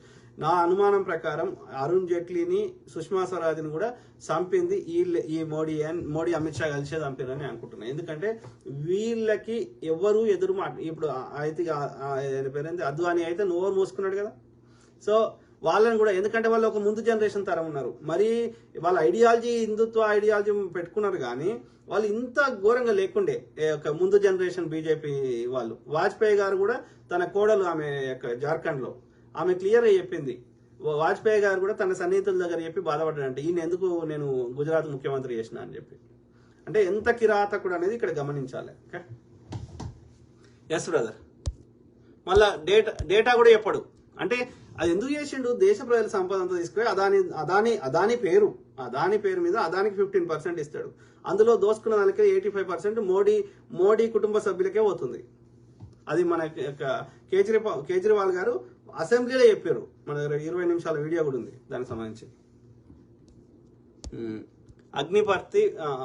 అగ్నిపర్తి విషయంలో అభ్యర్థుల వయసు పెంచాలి, అగ్నివీర్ అని అభ్యర్థులు బతిమాలుతుంటే రఘునందన్ రావు నేను మీకు సపోర్ట్ చేస్తా అని మాట ఇచ్చి తర్వాత వాళ్ళ ఫోన్ ఎత్తలేదు. సికింద్రాబాద్ రైల్వే స్టేషన్లో ప్రొటెస్ట్ చేస్తే సికింద్రాబాద్ రైల్వే పోలీసులు కాల్పుల్లో 6 యువకులు చనిపోయారు. Correct brother. ఎవరు? Neela Harish brother. Correct brother. ఏమంటున్నారు? Neela Harish brother. Hyderabad bomb blast లో జరిగినప్పుడు అక్బరుద్దీన్ ఓవైసీ మీద విచారణ కోసం కాంగ్రెస్ అప్పట్లో కేసు పెడితే ప్రస్తుత BJP MP Raghunandan Rao bail మీద బయటకు తీసుకువచ్చి వకాలత్ పుచ్చుకున్నాడు. హైదరాబాద్ బాంబ్ బ్లాస్ట్ లో జరిగినప్పుడు సిటీలో ఉన్న చాలా మంది కిషన్ రెడ్డి పేరు కూడా చెప్పారు. కరెక్ట్. వాళ్ళకి ప్రజలకు మంచి చేయడం తెలియదు కాబట్టి ప్రజల యొక్క దృష్టిని మరల్చి దాన్ని యొక్క ఏది హిందూ ముస్లిం చేసి మళ్ళీ గెలవాలని ప్రయత్నం, అంతే, అంత మించి ఏం లేదు. దాంట్లో ఎవరిని చంపుతున్నావు? అన్ని అందరిని, బ్రాహ్మణ్ని తప్ప అందరిని చంపుతున్నావు. ఇన్ని బాంబ్ బ్లాస్ట్లలో ఎంతమంది బ్రాహ్మణులు చచ్చిపోయారు నాకు చెప్పండి. వాడు రాడే, వాడు రిస్కే తీసుకోడే, వాడు పని చేయడే, అందరితో మొద్దు పని చేయించి దోసుకుంటాడు. కానీ నీలా హరీష్, మహమ్మదీయ జిన్నా పూర్వీకులు బ్రాహ్మణులు వాళ్ళ తాతగారి కాలంలో చేపల వ్యాపారం చేసేవారు అని ఆర్య బ్రాహ్మణులు కుల బహిష్కరణ చేసి అవమానించారు. ఆర్య బ్రాహ్మణులు ఏదో నాన్ వెజ్ తినరు అన్నట్టుగా పాకిస్తాన్ వేరే దేశంలో విడిపోవడానికి కారణము సావర్కర్ దొంగ ఉండకూడదు, రెచ్చగొట్టే రాజకీయాలు చేసి ఇక్కడి ప్రజలను ఇన్సెక్యూరిటీగా ఫీల్ అయ్యేలా చేసి సామాన్య హిందూ ముస్లిం జనాలు వచ్చేలాగా చేశారు. తప్పని పరిస్థితులలో గాంధీ గారు బ్రిటిష్ మౌంట్ బాటన్ పాకిస్తాన్ వేరే దేశంలో ఇచ్చారు. ఇచ్చిన 6 సంవత్సరాలకే మహమ్మద్ జిన్నా లేదు, 1-2 yearsకే చనిపోయాడు Ali Jinnah. So first of all వాళ్ళకి ఐడియా లేకుండే. బ్రిటిష్ వాడు ఎందుకంటే వాళ్ళని ఎలగొడుతున్నారు అని చెప్పి వెళ్ళిపోమంటారు అని చెప్పి హిందూ ముస్లిం కలిసి వాళ్ళని స్వతంత్రోద్యమ పోరాటం చేస్తే మేము వెళ్ళిపోవాల్సి వస్తుందని చెప్పి, ఎందుకంటే మేము వాళ్ళ పరిపాలించిన 60 దేశాల్లో పెద్ద దేశం భారతదేశమే. ఈ భారతదేశం నుంచి వాళ్ళకి అనేక రకాల లాభం అవుతుంది కాబట్టి వాళ్ళు పోవడానికి సిద్ధంగా లేరు. కాబట్టి ఏం చేశారు, బెంగాల్ని విభజించారు. ఇప్పుడున్న బీహారు, ఇప్పుడున్న బంగ్లాదేశ్, ఇప్పుడున్న వెస్ట్ బెంగాల్, బీహార్లో కొంత ప్రాంతం, ఇవన్నీ కలిపి ఒరిస్సాలో కొంత భాగం, ఇవన్నీ కలిపి బెంగాల్ ఉండే. సో ఆ బెంగాల్ విభజించినప్పటి నుంచి హిందూ ముస్లిం అన్న ఫీలింగ్ తీసుకొచ్చారు బ్రిటిష్ వాళ్ళు. దాన్ని అక్కడి నుంచి దాన్ని ఇంకో లెవెల్కి తీసుకుపోయింది వీళ్ళు, ఈ ఆర్య బ్రాహ్మణులు. ఓకే, సో ఆ క్రమంలో ఇది ఏమంటున్నావు జిన్నా. అయితే వేరే నాకు ఒక యూదుల నేను చాలా ఏమంటారు చరిత్ర గురించి చెప్తుంటే వింటుంటా. సో అబ్రాహమిక్ రిలీజియన్స్ అంటారు, అంటే ఇవి 3: ఇస్లాం, క్రిస్టియానిటీ అండ్ జుడాయిజం. సో ఈ మూడింటిని వ్యతిరేకించిన వాళ్ళని వెలివేశారంట. అబ్రహం కానీ వాళ్ళ వారసులు కానీ వెలివేస్తే అక్కడి నుంచి పారిపోయి ఇక్కడికి వచ్చిన వాళ్ళే ఈ బ్రాహ్మిన్స్ అని. అర్థమైందా? సో వీళ్ళ కల్చరు వీళ్ళంతా అంటే అదే పర్షియాకు సంబంధించిన వాళ్ళు, వీళ్ళంతా ఒకటే ప్రాంతం సంబంధించిన వాళ్ళు. వీళ్ళు దాయాదుల్లాగా. ఓకే, వాళ్ళ యొక్క సంస్కృతము భాష ఓల్డ్ పర్షియా, వీళ్ళ భాష ఒకటే ఉంటుంది. ఓకే, సో అవస్థ, జెండా అవస్థ, ఇవన్నీ సంస్కృతము ఎట్లుంటుందో అట్లనే ఉంటుంది. ఇక్కడ రాజభాషలో కూడా ముస్లిమ్స్ మొఘళ్ళు పరిపాలించిన, ఇంకా అంతకుముందు ఇది వీళ్ళ పేరు ఆఫ్ఘనిస్తాన్ సంబంధించిన ఒకరిద్దరు పరిపాలించారు, కానీ ఈ టర్కీకి సంబంధించిన వాళ్ళు చాలా మంది పరిపాలించారు ఇది భారతదేశాన్ని. ఎవడు అని పేరు మర్చిపోతుంది కదా, ఈ యొక్క తురుష్కులు, మన తుగ్లక్ వంశస్థులు, వాళ్ళందరి లోపల ఏముండే అఫీషియల్ లాంగ్వేజ్? అయితే ఇద్దరే రాజ్యం మొత్తం పరిపాలన ఉండే, మంత్రులు అవంతా ఎవరు అయితే ఈ ముస్లిమ్స్, పర్షియన్స్, లేదు అంటే ఈ యొక్క బ్రాహ్మిన్స్. అయితే ఆ రాజభాష ఏముండే? అయితే పర్షియాల రాష్ట్రాలు లేకపోతే సంస్కృతుల రాష్ట్రాలు. అర్థమైందా? అది గుళ్ళైనా అయినా ఇంకో దగ్గర అయినా రాజభాష అయినా ఇదే పరిస్థితి. మరి సామాన్యులు వాళ్ళ యొక్క పాలీ లాంగ్వేజ్ మాట్లాడేటోళ్ళు అంతకుముందు, అయితే తర్వాత ఇక వాళ్ళ లోకల్ లాంగ్వేజ్ మాట్లాడేటోళ్ళు. అంటే దీన్ని బట్టి ఏమర్థమవుతుంది, ఈ యొక్క పర్షియన్స్ అండ్ ఈ యొక్క బ్రాహ్మిన్స్ అన్నదమ్ముల వాళ్ళు ఒకటే దగ్గర ఉండే. ఇస్లాం ఆ రాజ్యంలోకి వచ్చినాక ఆ ఇస్లాంని వాళ్ళు అంగీకరించని వాళ్ళు అక్కడి వాళ్ళు బహిష్కరిస్తే ఇక్కడికి వారిపోయి వచ్చారు. కొంతమంది సిరియాకు పోయినరు, కొంతమంది యూరప్కి పోయినరు, కొంతమంది భారతదేశంకి వచ్చారు. అంతకుముందు వచ్చింది ఇండస్ సివిలైజేషన్, అప్పుడు ఒక బ్యాచ్ వచ్చింది, తర్వాత మళ్ళీ ఇంకో బ్యాచ్ వచ్చింది. ఓకే, అంటే వీళ్ళు ఒకటే. అబ్రహాం సిద్ధాంతాన్ని వ్యతిరేకించినటువంటి ఒకటే అన్నదమ్ముల పిల్లలు ఈ బ్రాహ్మణులు, ఆర్యులు. ఇరాన్ అనే పేరు, దాని పర్షియా ఉంటే ఇరాన్ మార్చుకున్నారు. ఇరాన్ అంటే అర్థం ఆర్యన్నే ఇరాన్ అన్నారు. అంటే వాళ్ళు ఒకటే, సింపుల్. మీకు ఇంకా ఆర్యుల గురించి పూర్తి అర్థం కావాలంటే పర్షియా చరిత్ర చదవండి, లేదు అంటే ఈ యొక్క ఏమంటారు ఈ జొరాస్ట్రియన్ గురించి చదవండి, ఈ యొక్క ఏమంటారు పార్సీల గురించి చరిత్ర చదవండి. మీకు మొత్తం అర్థమవుతుంది ఆర్యుల యొక్క మొత్తం కథ. అర్థమైందా? ఈ విగ్రహారాధన, అగ్నికి పూజ చేయడము, ఈ యొక్క పేగిజం అన్నారు, రీసెర్చ్ చేయండి. సో కాబట్టి వీళ్ళు మన దేశ పొల్లు కాదు, మన దేశం మీద ప్రేమ ఉండదు. వాళ్ళు తెల్లతోలు ఉన్నోళ్ళు. ఏదైతే ఆఫ్రికాలో ఎట్లయితే తెల్లతోలు ఉన్నోళ్ళు లేరో, భారతదేశంలో కూడా తెల్లతోలు ఉన్నోళ్ళు లేకుండే. అంటే ఎక్కడి నుంచి వచ్చిర్రు? ఆలోచించండి. నీల హరీష్, రాజ్బోడా మంచి భక్తుడు, మీరే అర్థం చేసుకోవట్లేదు, నిజాలు మాట్లాడితే అది హిందువులను వ్యతిరేకించినట్టు అంటున్నారు. ఇది క్లారిఫై చేయాలి బ్రదర్. ఏది నేనేమంటున్నా అంటే ఇది జనాలకు అర్థం. వేల సంవత్సరాల నుంచి చెత్త నింపి అది ఆ చెత్త నుంచి ప్రజల్ని వాస్తవాలు తెప్పాలంటే టైం పడుతుంది కదా. ఒక్క రోజులో వాళ్ళ సబ్ కాన్షియస్ లెవెల్లో చెత్త నింపిన తర్వాత ఆ చెత్త నుంచి మళ్ళీ వాళ్ళని నార్మల్ చేయడానికి అంత ఈజీ ఒక్క రోజులో అయిపోతుందా? మనం వాస్తవం చెప్పాలి, చారిత్రక ఆధారంగా చెప్పాలి, రైట్? సో కాబట్టి చెప్తున్నాం. ఇప్పుడు ఇది యొక్క ఆర్యులు, ఈ రామాయణం, మహాభారతం ఆర్యుల పుస్తకాలు, హిందువులే కావు. హిందువులు అయితే హిందూ శబ్దం చూపెట్టండి, అందులో వేదాల్లో చూపెట్టండి, ఉపనిషత్తులలో చూపెట్టండి, రామాయణంలో చూపెట్టండి, మహాభారతంలో చూపెట్టండి, చారిత్రక ఆధారాలు చూపెట్టండి, రైట్? ఏ చరిత్రకారుని అడగండి, గుర్రాలు ఎక్కడ ఉంటాయి, వాటికి అత్యంత ప్రాధాన్యం ఎక్కడ ఉంది, ఎక్కడ ఉండేటి, భారతదేశంలో గుర్రాలు ఉండేనా? As per the research of the archaeologist and scientist everybody, ఇవి ఇప్పుడు కజకిస్తాన్లో అప్పుడు ఓల్డ్ పర్షియా కింద ఉండేది. ఓకే, ఆ కజకిస్తాన్లో ఉంటాయి. ఇప్పటికి కూడా వాళ్ళు గుర్రానికి అత్యంత ప్రాధాన్యం ఇస్తారు. మంగోలియాలో కూడా గుర్రాలు అత్యంత ప్రాధాన్యం ఉంటుంది. ఈ Mongol is nothing but Mughal యొక్క పూర్వీకులు. ఓకే, ఆ మంగోల్ రాజు ఇస్లాంని స్వీకరించిన తర్వాత వాళ్ళు ఇది అయింది. ఓకే, సో ఇది చెంగిస్ ఖాన్ కంటే పూర్వీకుల పేర్లు మంగోలియా పేర్లే ఉన్నాయి. ఓకే, అర్థమైందా? సో కాకపోతే వాళ్ళు దే ఆర్ గుడ్ ఎట్ ఈ హార్స్ రైడింగ్, యుద్ధ నైపుణ్యాలు బాగా నేర్చుకున్నారు, క్రూరులు. ఆ విధంగా వాళ్ళు ప్రపంచాన్ని జయించారు మంగోళ్ళు. Okay, Mongol is nothing but Mughal యొక్క పూర్వీకులు. సింపుల్.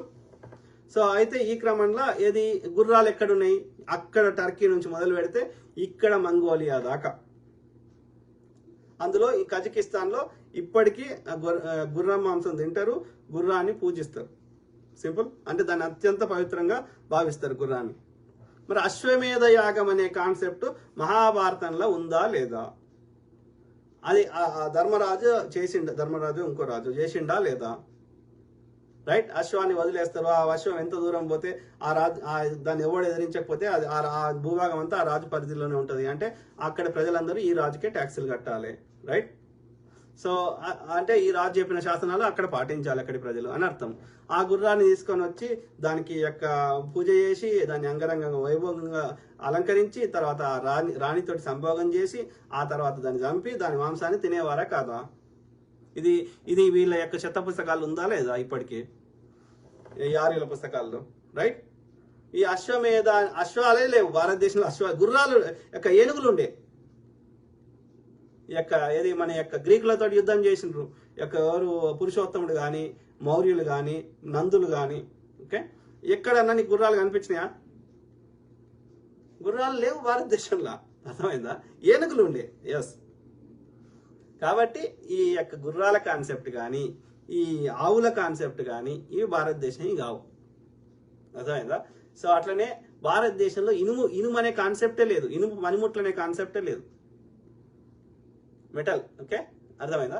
ఇవన్నీ ఆర్యులయ్యి. నేను చారిత్రక ఆధారాలు చెప్తున్నా, నేను గాలిమాటలు చెప్పట్లేదు. సో ఆ రామాయణ మహాభారతం కూడా మనది కాదు. ఇండస్ నదికి అవతలి వైపు ఉన్నది ఆర్యులది. ఇక్కడ ఉన్న మూలవాసులది బుద్ధిజము, జైనిజము, ధ్యానము, యోగా, ఇవి మనవి. ఎడ్డిగాడిది కొడుకులక. ఎందుకంటే అన్ని వందల వేల సంవత్సరాల నుంచి ఆర్యుడు మన చెత్త నింపాడు కాబట్టి ఏడికిపోయినాయి. బుద్ధిజం ఏడిపోయింది. 9-12 యూనివర్సిటీలు ఉండే భారతదేశంలో. 5-6 ఒక్క ఒరిస్సాలనే ఉండే, రత్నగిరి యొక్క ఉదయగిరి ఇట్లాంటివి. రైట్, అక్కడ గుజరాత్లో వల్లభి యూనివర్సిటీ ఉండే, బీహార్లో నలందా యూనివర్సిటీ ఉండే. ఏడిపోయినాయి ఇవన్నీ. ఒక్క నలందా యూనివర్సిటీలో ఉన్న పుస్తకాలు కాలిస్తే 8 నెలలు కాలినాయంట. మళ్ళీ గోరి కాల్చిండు, ఇంకో గజని కాల్చిండు అని అబద్ధం చెప్తున్నారు. బ్రాహ్మణే కాల్చిండు. ఇప్పటికీ ఆ యొక్క బోధ్ గయాని వాళ్ళకి ఇచ్చే బుద్ధిస్టులకి ఇమ్మంటే ఇస్తలేడు. బుద్ధులకు సంబంధించిన అన్ని ఇప్పటికి ఉన్నాయి చారిత్రక ఆధారాలు. మధురలో మొత్తం బుద్ధునికి సంబంధించిన మ్యూజియం ఉంది, పాకిస్తాన్లో ఉంది. ఆడ యొక్క గాంధారీ స్టైల్లో శిల్పకళ ఉన్నది. ఆడ వాళ్ళు తాలిబాన్లు కొన్ని నాశనం చేశారు, బాంబులు పెట్టి లేపేసారు. అయినా ఇప్పటికి కూడా ఉన్నాయి. అంటే భారతదేశం బుద్ధిజంకి ఇప్పుడు ఆంధ్రప్రదేశ్లో ఇన్ని ఉన్నాయి, అమరావతి ఇక్కడ ఎందుకున్నాయి? అది ఒరిస్సా కింద ప్రాంతం కింద ఉండే అది పరిపాలన. ఒరిస్సాలో ఆ నార్త్ ఇండియాలో మొత్తం బుద్ధిజం, మొత్తం భారతదేశం అంతా, నార్తే కాదు సౌత్, అన్నిట్లా బుద్ధిజము, కొన్ని చోట్ల జైనిజం. ఇప్పుడు మన యొక్క ఏమంటారు నల్గొండ అలంపూర్ దగ్గర అక్కడ జైనులకు సంబంధించి ఉన్నాయి. బుద్ధిజం, జైనిజం భారతదేశం అంతా ఉండే. ఆర్యులు ఎక్కడుండే? లేకుండే. దరిద్రులు వచ్చేసి మొత్తం మిగతాయి తీసేసి వాళ్ళ చెత్తనంతా మనకి హిందూయిజం అని పరిచయం చేస్తారు. కాదు, హిందూ దేశంలో సింధు నది కావల ఉన్న ప్రాంతం లేదా హిందూ నది కావల ఉన్న ప్రాంతంలో ఉన్న అన్ని ఆచార వ్యవహారాలు, గ్రామ దేవతలు ఇవన్నీ కలిపితే దాన్ని హిందూయిజం అన్నారు. అప్పుడు ఓడన్లే, తర్వాత పెట్టిరు పేరు. కాబట్టి ఆర్యులు వేరు, హిందూయిజం వేరు. మేల్కొర హిందూ కాదు అయితే మనని పూజారిని చేయండి. ఆ వివక్షను పెంచి పోషించే మనువాద పుస్తకాలు చింపేయండి. సమానత్వాన్ని బోధించే హిందువులకు సంబంధించిన మేము పుస్తకాలు రాస్తాం, కొత్త పుస్తకాలు. ఒప్పుకుంటాడు వాడు ఆర్యుడు? గ్రహిస్తారు, మెల్లమెల్లగైనా నేర్చుకుంటారు. అరే తల్లిదండ్రులు పెట్టిన పేరు బొడ్డు, మీ తల్లిదండ్రులు అంటే నీ తల్లిదండ్రులు అవమానిస్తున్నావు. వాడు బావగారు అని పెట్టుకున్నాడు. ఎందుకు నేను రాజుబోడ అని పెట్టుకున్నా. ఇంకో బ్రదర్ రఘు గంగి శెట్టి అని పెట్టుకున్నాడు. ఇంకో బ్రదర్ ఇంకో పేరు పెట్టుకున్నాడు. అంటే మీ తల్లిదండ్రులు అవమానిస్తున్నావు. అది నువ్వు మీ తల్లిదండ్రులు పెట్టిన పేరు పెట్టుకో. అర్థమైందా? నీకు కూడా దేశభక్తి ఉంది రోయ్. మరెందుకు హిందువులందరితో మింగించుకుంటున్నాను అనవసరంగా గెలికినారు. అదే బాధపడుతున్నా. ఈ ఆర్యుల వల్ల మా హిందువులందరినీ మింగుతున్నారు ఆర్యులు, కాబట్టి మేము బాధపడుతున్నాం. అందుకే అందరికంటే ఎక్కువ నేను ఒక అనార్యుడిగా, ఒక మూలవాసిగా, ఒక పద్మశాలి బిడ్డగా, ఒక నిజమైన హిందువుగా నేను పోరాటం చేస్తున్నా. ఈ ఆర్యుల యొక్క ఆధిపత్యంకి వ్యతిరేకంగా, వివక్షకు వ్యతిరేకంగా మేము గడ్డం గీకం రా. మంగళ సోదరుడు గడ్డం గీకడు, మా నాయి బ్రాహ్మణుడు. ఓకే, నాయి బ్రాహ్మణుడు వాడు పెట్టిండు మన నోరు మూపేయడానికి, మన కామ్ చేయడానికి. ఈ మంగళాయన గడ్డం గీకడు. రేపటి నుంచి ఈ బ్రాహ్మణుడే గడ్డం గీక్తాడు. ఈ మంగళాయన యొక్క వేదం చెప్తాడు. వేదం కూడా కాదు, మా సొంత పుస్తకాలు చెప్తాం, మా గ్రామ దేవతలకు సంబంధించి చెప్తాం. మా బయలులైన పూజారి అవుతాడు. ఓకే, ఈ బ్రహ్మ విష్ణు మా దేవుళ్ళే కాదు, మీ ఆర్యుల దేవుళ్ళు. మీ ఆర్య దేశం పోయి మొక్కుకోండి. ఆలోచించండి మిత్రులారా. దిస్ యొక్క అందుకే అంటున్నా, మేము నిజమైన హిందూ బిడ్డను కాబట్టి నేను పోరాటం చేస్తున్నా. అర్థమైందా? నీ బీజేపీ పుట్టక ముందు వందల వేల సంవత్సరాల నుంచి మా హిందుత్వాన్ని పాటించినాం. నీ ఆర్యుడు మా దేశంకి రాకముందే మేము పాటించినాం. నీ ఆర్యుడు మాకు వద్దు పొమ్మని అంటున్నా ఆర్యుని. ఎవరు? నీలా హరీష్ ఆర్టికల్ 370 రద్దు చేశాడు కదా, ఇండైరెక్ట్ గా పాకిస్తాన్ లో కలవాలని కదా మీనింగ్. నెక్స్ట్ బెంగాల్లో ఎలక్షన్స్ ఉన్నాయి కాబట్టి దీన్ని పావుగా వాడుకుంటాడు నరేంద్ర మోడీ. దేశద్రోహి నయా హిట్లర్ నరేంద్ర మోడీ. అదే బ్రదర్, ఆర్టికల్ 370 రద్దు చేసింది ఒకే ఒక కారణం. అందులో 2 సెక్షన్స్ ఉన్నాయి. ఏ బి ఉంది. ఏ ఒకటి రద్దు చేసిండు, బి రద్దు చేయలేదు. First thing. అందరూ రద్దు చేయడానికి కారణం ఏంటంటే అక్కడ ఉన్న కాశ్మీర్ ఆ భూభాగంలో ఉన్నటువంటి ఆ భూమి ఒకటే. అలా ఏంది, అక్కడ ఎవరైనా భూమి కొనుక్కోవచ్చు అనేది మార్చిండు అంతే. అంతకుముందు లేకుండే ఆ రాజు పెట్టినప్పుడు రాజా హరి సింగ్ది. సో అది కొనుక్కోవచ్చు అని రాసిండు. అయితే అందులో ఎక్కువ శాతం భూమి కొనుక్కున్నదైనా కట్టబెట్టిందైనా అదానికి అంబానీలకే. అంటే అక్కడ ఉన్న ఖనిజాలు కొట్టేయాలని ప్లాన్. పాకిస్తాన్లో ఎందుకు కలుస్తాం? కలవము. అది అది అది అయిపోయిన ముచ్చట. వాళ్ళు ఒకరు పాకిస్తాన్లో ఆశపడితే వాళ్ళ మూర్ఖత్వం. నీల హరీష్ హాయ్ హలో నమస్తే brother. Neela Harish to everyone, all my brothers sisters friends everyone. So అది ఎట్లారా లాస్ట్కి 200 చదువుదాం. ఏమంటారు? రాజేష్ మామిడిపల్లి కరెక్ట్. సో తిరుపతి కూడా ఒకప్పుడు బౌద్ధ ఆరామమని మీరు ఆ బాలాజీ విగ్రహము వెంకటేశ్వర స్వామి విగ్రహము గమనించండి. నుంచని ఉన్న ఆర్యుల దేవుళ్ళ విగ్రహం ఎక్కడా ఉండదు, తిరుపతిలోనే ఉంటుంది. అది బుద్ధ విగ్రహము. దాన్ని వీళ్ళు గుడిగా మార్చారు. ఇప్పుడు బాలాజీ కానీ వెంకటేశ్వరుడు అన్న పేరు కానీ ఎక్కడ వేదాల్లో ఎందుకు ఉండదు? కరెక్ట్ కదా. ఎందుకంటే అవి తర్వాత పెట్టుకున్నవి వీళ్ళు. అది ఫస్ట్ బౌద్ధ ఆరాము, తర్వాత శంకరాచార్యుడు దాన్ని ఈశ్వరాలయం చేశాడు. మెల్లమెల్లగా వెంకట ఈశ్వరుడు అన్న దాన్ని వెంకటేశ్వరునిగా అయింది. అదే బ్రదర్, ఎందుకుండయి అంటే ఎవరైతే ఇంతో అంతో పేరుండి ఈ ఆర్యుల యొక్క సిద్ధాంతాలను వ్యతిరేకించినరో వాళ్ళందరినీ విష్ణుమూర్తి అవతారం అన్నాడు. అట్లా అనకపోతే కొత్త మతం వస్తుంది. అప్పుడు వెంకటేశ్వర మతం అని కొత్తగా వస్తుంది, లేదా ఇంకో మతం అని వస్తుంది. బుద్ధుడి మతం ఎందుకు వచ్చింది? బుద్ధుడు చెప్పిన సిద్ధాంతాలు వీళ్ళ సిద్ధాంతం భిన్నంగా ఉన్నాయి కాబట్టి వచ్చింది. గురునానక్ చెప్పిన సిద్ధాంతాలు భిన్నంగా ఉన్నాయి కాబట్టి కొత్త మతం వచ్చింది.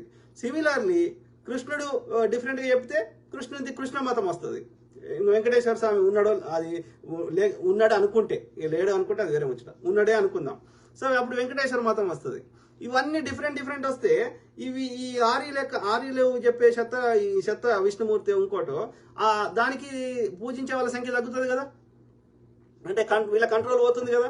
కంట్రోల్ పోయినప్పుడు వీళ్ళకి వచ్చే చందాలు, వీళ్ళతో చేయించుకునే అర్చనలు, లేకపోతే పూజలు, పునస్కారాలు, సత్యనారాయణ వ్రతాలు ఇవన్నీ పోతాయి కదా. కాబట్టి ఎవరైతే వీళ్ళ భావాలని కొంచెం భిన్నంగా ప్రవర్తించినరో, వీళ్ళని ఎదిరించినరో, వీళ్ళ సిద్ధాంతాలకు వ్యతిరేకంగా ఉన్నాయో వాళ్ళందరినీ కూడా విష్ణుమూర్తి అవతారం అన్నాడు. విష్ణుమూర్తి అట్లా అవతారం ఎత్తిండు, ఆ అవతారంలో అట్లా డిఫరెంట్గా బిహేవ్ చేసిండు అన్నాడు. అంటే అర్థమైంది, వీనికి పట్టులకు వెళ్ళి ఓనిచ్చుకుంటలేడు అన్నట్టు అంతే. అది గ్రహించాలి మనం. వీని చెత్తని తూచా తప్పకుండా పాటించినవాడు ఒక్క రాముడు మాత్రమే ఈ ఆర్యుల సిద్ధాంతాన్ని. అందుకని వాళ్ళకి దేవుడు అత్యంత ఇష్టమైన దేవుడు. ఇక మిగిలిన వాళ్ళందరూ అంత ఇష్టమైన దేవుళ్ళు కాదు, ఎందుకంటే వీళ్ళ సిద్ధాంతాలు వ్యతిరేకించారు. అయినా సరే ఎందుకు వాళ్ళ పేరు చెప్పుకొని బతుకుతాడు అన్నట్టు, కృష్ణుడైనా ఇంకోరైనా. ఓకే. రాజేష్ మామిడి పల్లి, ఆర్యులు అన్ని బుద్ధిజం అది ఆర్యులు కరెక్ట్, అది తర్వాత చేసిరు, ఎందుకంటే అందరు వెళ్ళిపోతారు బుద్ధిజం జైనిజంలకు కాబట్టి. ఆర్యులు అన్ని బుద్ధిజం నుంచే కాపీ కొట్టారు చాలా వరకు. ఇది మూలవాసులకు క్షుణ్ణంగా ఆలోచిస్తే బయటపడతాయి. స్వామి శరణం అయ్యప్ప అంటారు, శరణం అనేది బుద్ధిజం నుంచే వచ్చింది. కరెక్ట్. శివునికి సంబంధించిన అన్ని కూడా బుద్ధిజమే. బుద్ధుడు శివుడు వేరు వేరు కాదు, పేర్లు మార్చింది అంతే. ఇది బుద్ధం శరణం గచ్చామి అని మీరు క్షుణ్ణంగా మీరు చాలా గుళ్ళల్లో ఆయన మన బోధిసత్వుడు శివారెడ్డి బ్రదరు, కర్నూలు బ్రదరు, ప్రతి గుడికి పోయి ఆయన పుస్తకం కూడా రాశాడు. సో ప్రతి గుడికి పోయి ఆ యొక్క అన్ని ఆధారాలు పెడుతున్నాడు. ఓకే. సో ఈవెన్ ఆ బుద్ధిజం సంబంధించిన వాటిలో వినాయకుడు కూడా ఉంటాడు. ఈ యొక్క తారాదేవినే ఈ అమ్మవారు శక్తి స్వరూపిణి పార్వతీదేవి ఉంటుంది. సో బుద్ధిజాన్నే వీళ్ళు పేరు మార్చింది అంతే. సో అందుకే వీళ్ళకి మూలదైవం ఎవరు? ఈ బ్రహ్మ విష్ణువులే, శివుడు కూడా కాదు వీళ్ళకి, ఎందుకంటే శివుడు శూద్రుడు, ఇక్కడ మూలవాసి. రాజేష్ మామిడిపల్లి, నెహ్రూ గారు తను రాసిన పుస్తకం డిస్కవరీ ఆఫ్ ఇండియాలో రామాయణం గురించి చెప్పారు. రామాయణం అనేది దక్షిణ భారతీయులని అనగదొక్కడానికి రాసింది అని ప్రస్తావించారు రామాయణం గురించి తన పుస్తకం. Correct brother. ఆయన ఆర్యుడు, ఆయన కూడా ఆ సింధు నది కావాలా పరిపాలించిన ఎంతో మంది రాజులలో వీళ్ళ ఆర్యావర్తంలో ఒక రాజు అంతే. అర్థమైందా? రాముని యొక్క మునిమన్మడు లవుడు కొడుకు లవుడు తర్వాత మునిమన్మడు అయినటువంటి తక్షకుడే ఆ యొక్క తక్షశిలను పరిపాలించాడు. సో అంటే ఆ తక్షశిలకి అటుపక్క ఉన్న వాళ్ళంతా ఈ ఆర్యులు అన్నట్టు. ఓకే. Correct brother. వాళ్ళ ఆధిపత్యాన్ని మన మీద కొనసాగిస్తూనే ఉన్నారు. ఆ కొనసాగించడంలో సహాయ సహకారాలు చేసింది రాముడు ఈ ఆర్యులకి, మన మీద ఆధిపత్యం చేయడానికి. అందుకని రాముడు ఆర్యులకు దేవుడు, మూలవాసులకు కాదు. నీల హరీష్, అయోధ్యలో ఉంది కూడా రాముడి విగ్రహం కాదు, బుద్ధుడి విగ్రహమే. ఇండియన్ ఆర్కియాలజీ సర్వేలో కూడా బయటపడింది. అయితే దరిద్రం ఏంటంటే వాస్తవం ఇవన్నీ. అయితే దరిద్రం ఏంటంటే మధురాలో ఇప్పటికీ మ్యూజియం ఉంది, పోయి చూడండి. అయితే ఈ దరిద్రం ఏంటంటే ఇవన్నీ బయటకు రాకుండా దొక్కడానికి కారణము అన్ని డిపార్ట్మెంట్లలో ఉన్న అధికారులు ఆర్యులే. ప్రభుత్వంలో ఉన్నది, మినిస్ట్రీలలో ఉన్నది, జడ్జిలు, ఇవన్నీ సుప్రీంకోర్టులు, అన్ని కోర్టులలో, హైకోర్టులు, అన్ని కోర్టులలో. ఇవి కాకుండా ఆర్కియాలజీ డిపార్ట్మెంట్ లో ఉన్నటువంటి అధికారులు కూడా, నిర్ణయం చేసే అధికారులంతా కూడా ఈ ఆర్యులే.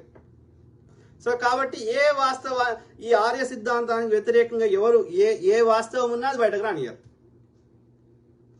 సో ఆర్యులు మొత్తం మనందరినీ 99% పీపుల్ని 1% ఆర్యుడు ఒక రకంగా అణగదొక్కుతున్నాడు, కంట్రోల్ చేస్తున్నాడు, వాస్తవాలు బయటకు రాణిస్తలేడు.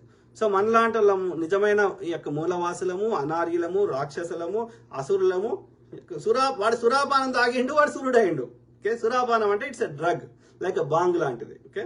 సో అది తాగి వాడు మత్తులో ఉండి ఆ యొక్క అందమైన స్త్రీలని బట్టలు లేకుండా నాట్యం చేయించి రంభ, ఊర్వశి, మేనక, తిలోత్తని వాళ్ళ కళ్ళు అరమోడుపు కళ్ళ ఉంటాయంట. అంటే చూడనట్టు ఉంటాయంట. ఎందుకుంటాయి దేవతలై?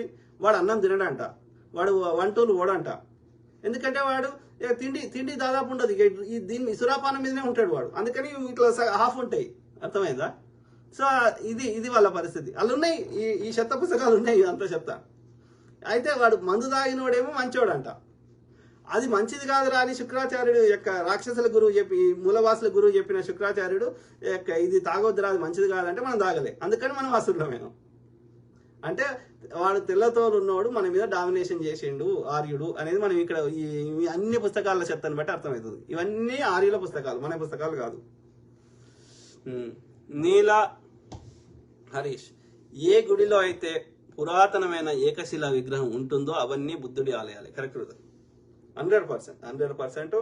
ఏ పురాతనమైనటువంటి యొక్క గుహలు ఉన్నాయో అవన్నిట్లో వండి మీకు బుద్ధునికి సంబంధించిన దొరుకుతాయి, లేదంటే జైనులకు సంబంధించిన దొరుకుతాయి. ఎక్కడ పోయినా ఏ పురాణ టెంపుల్ పోయినా సరే, ఏ పురాణమైనటువంటి ఈ గుట్టల మీద కట్టిరు కదా టెంపుల్స్, గుట్టల పోయినా సరే ఇప్పటికి దొరుకుతాయి. వాస్తవం. ఐ కీప్ టాకింగ్, మాట్లాడుతూనే ఉంటాం మిత్రులారా. సో ఆర్యుల నుంచి మన యొక్క మిగతా అన్ని కమ్యూనిటీస్ని ఇది క్షత్రియుడు, వైశ్యుడు, శూద్రుడు, క్రిస్టియను, జొరాస్ట్రియను, ముస్లిము, సిక్కులు అందరం అనేది మనం కాపాడుకుందాం. అందరం ప్రతి భారతీయుడు సమానమే. అందరం ట్యాక్సులు కడుతున్నాం. ఎవరి పర్సనల్ బిలీఫ్ సిస్టమ్, వాళ్ళ మతం అంటే ఏంది, ఒక జీవన విధానం, కొన్ని విలువలతో బతకడం అంతే. నీకు నచ్చిన విలువలతో నీకు బతుకు. అట్లా బతకడం వల్ల నాకు నష్టం లేనంత వరకు నువ్వు ఏమన్నా చేసుకో, మాకు సంబంధం లేదు, నేను ఇన్వాల్వ్ కాను, అల్లకి రాను, సింపుల్. ఓకే, సో ఆ విధంగా మనము అన్నదమ్ముల లెక్క కలిసి ఉండవచ్చు. కానీ మనం ఉండనియాడు ఈ ఆర్యుడు. కాబట్టి ఈ ఆర్యుడిని తన్ని ధర్మేద్దాం. Okay, BJP RSS nothing but ఆర్యుడు. అది పెట్టిన ఆయన ఇద్దరు ఆర్యులు. ఓకే, వాజ్పేయి అనేట ఆయన ఒక ఆర్యుడు, మహోపాధ్యాయ ఆయన ఆర్యుడు. ఓకే, పేర్లను బట్టి చెప్పొచ్చు. ద్వివేది అంటే 2 వేదాల మీద మనకి పట్టుంది అని అర్థం. త్రివేది 3 వేదాల మీద మనకి పట్టుంది అని అర్థం. అట్లనే చతుర్వేది ఇవన్నీ ఉంటాయి నార్త్ ఇండియాల పేర్లు. అది కాకుండా ఇక ఈ పేర్లు పాండే, శర్మ, శాస్త్రి ఇవన్నీ చెత్తా చెదారం. Okay, Neela Harish, thank you. So I keep talking మాట్లాడుతూనే ఉంటా, ప్రతి అంశం మీద అవగాహన చేస్తా, అట్లనే మీ తరఫున వాయిస్ ఇస్తా. ఓకే, అందరు బాగుండాలి, అందులో మనం ఉండాలి. Okay, God bless all, take care and good night, bye.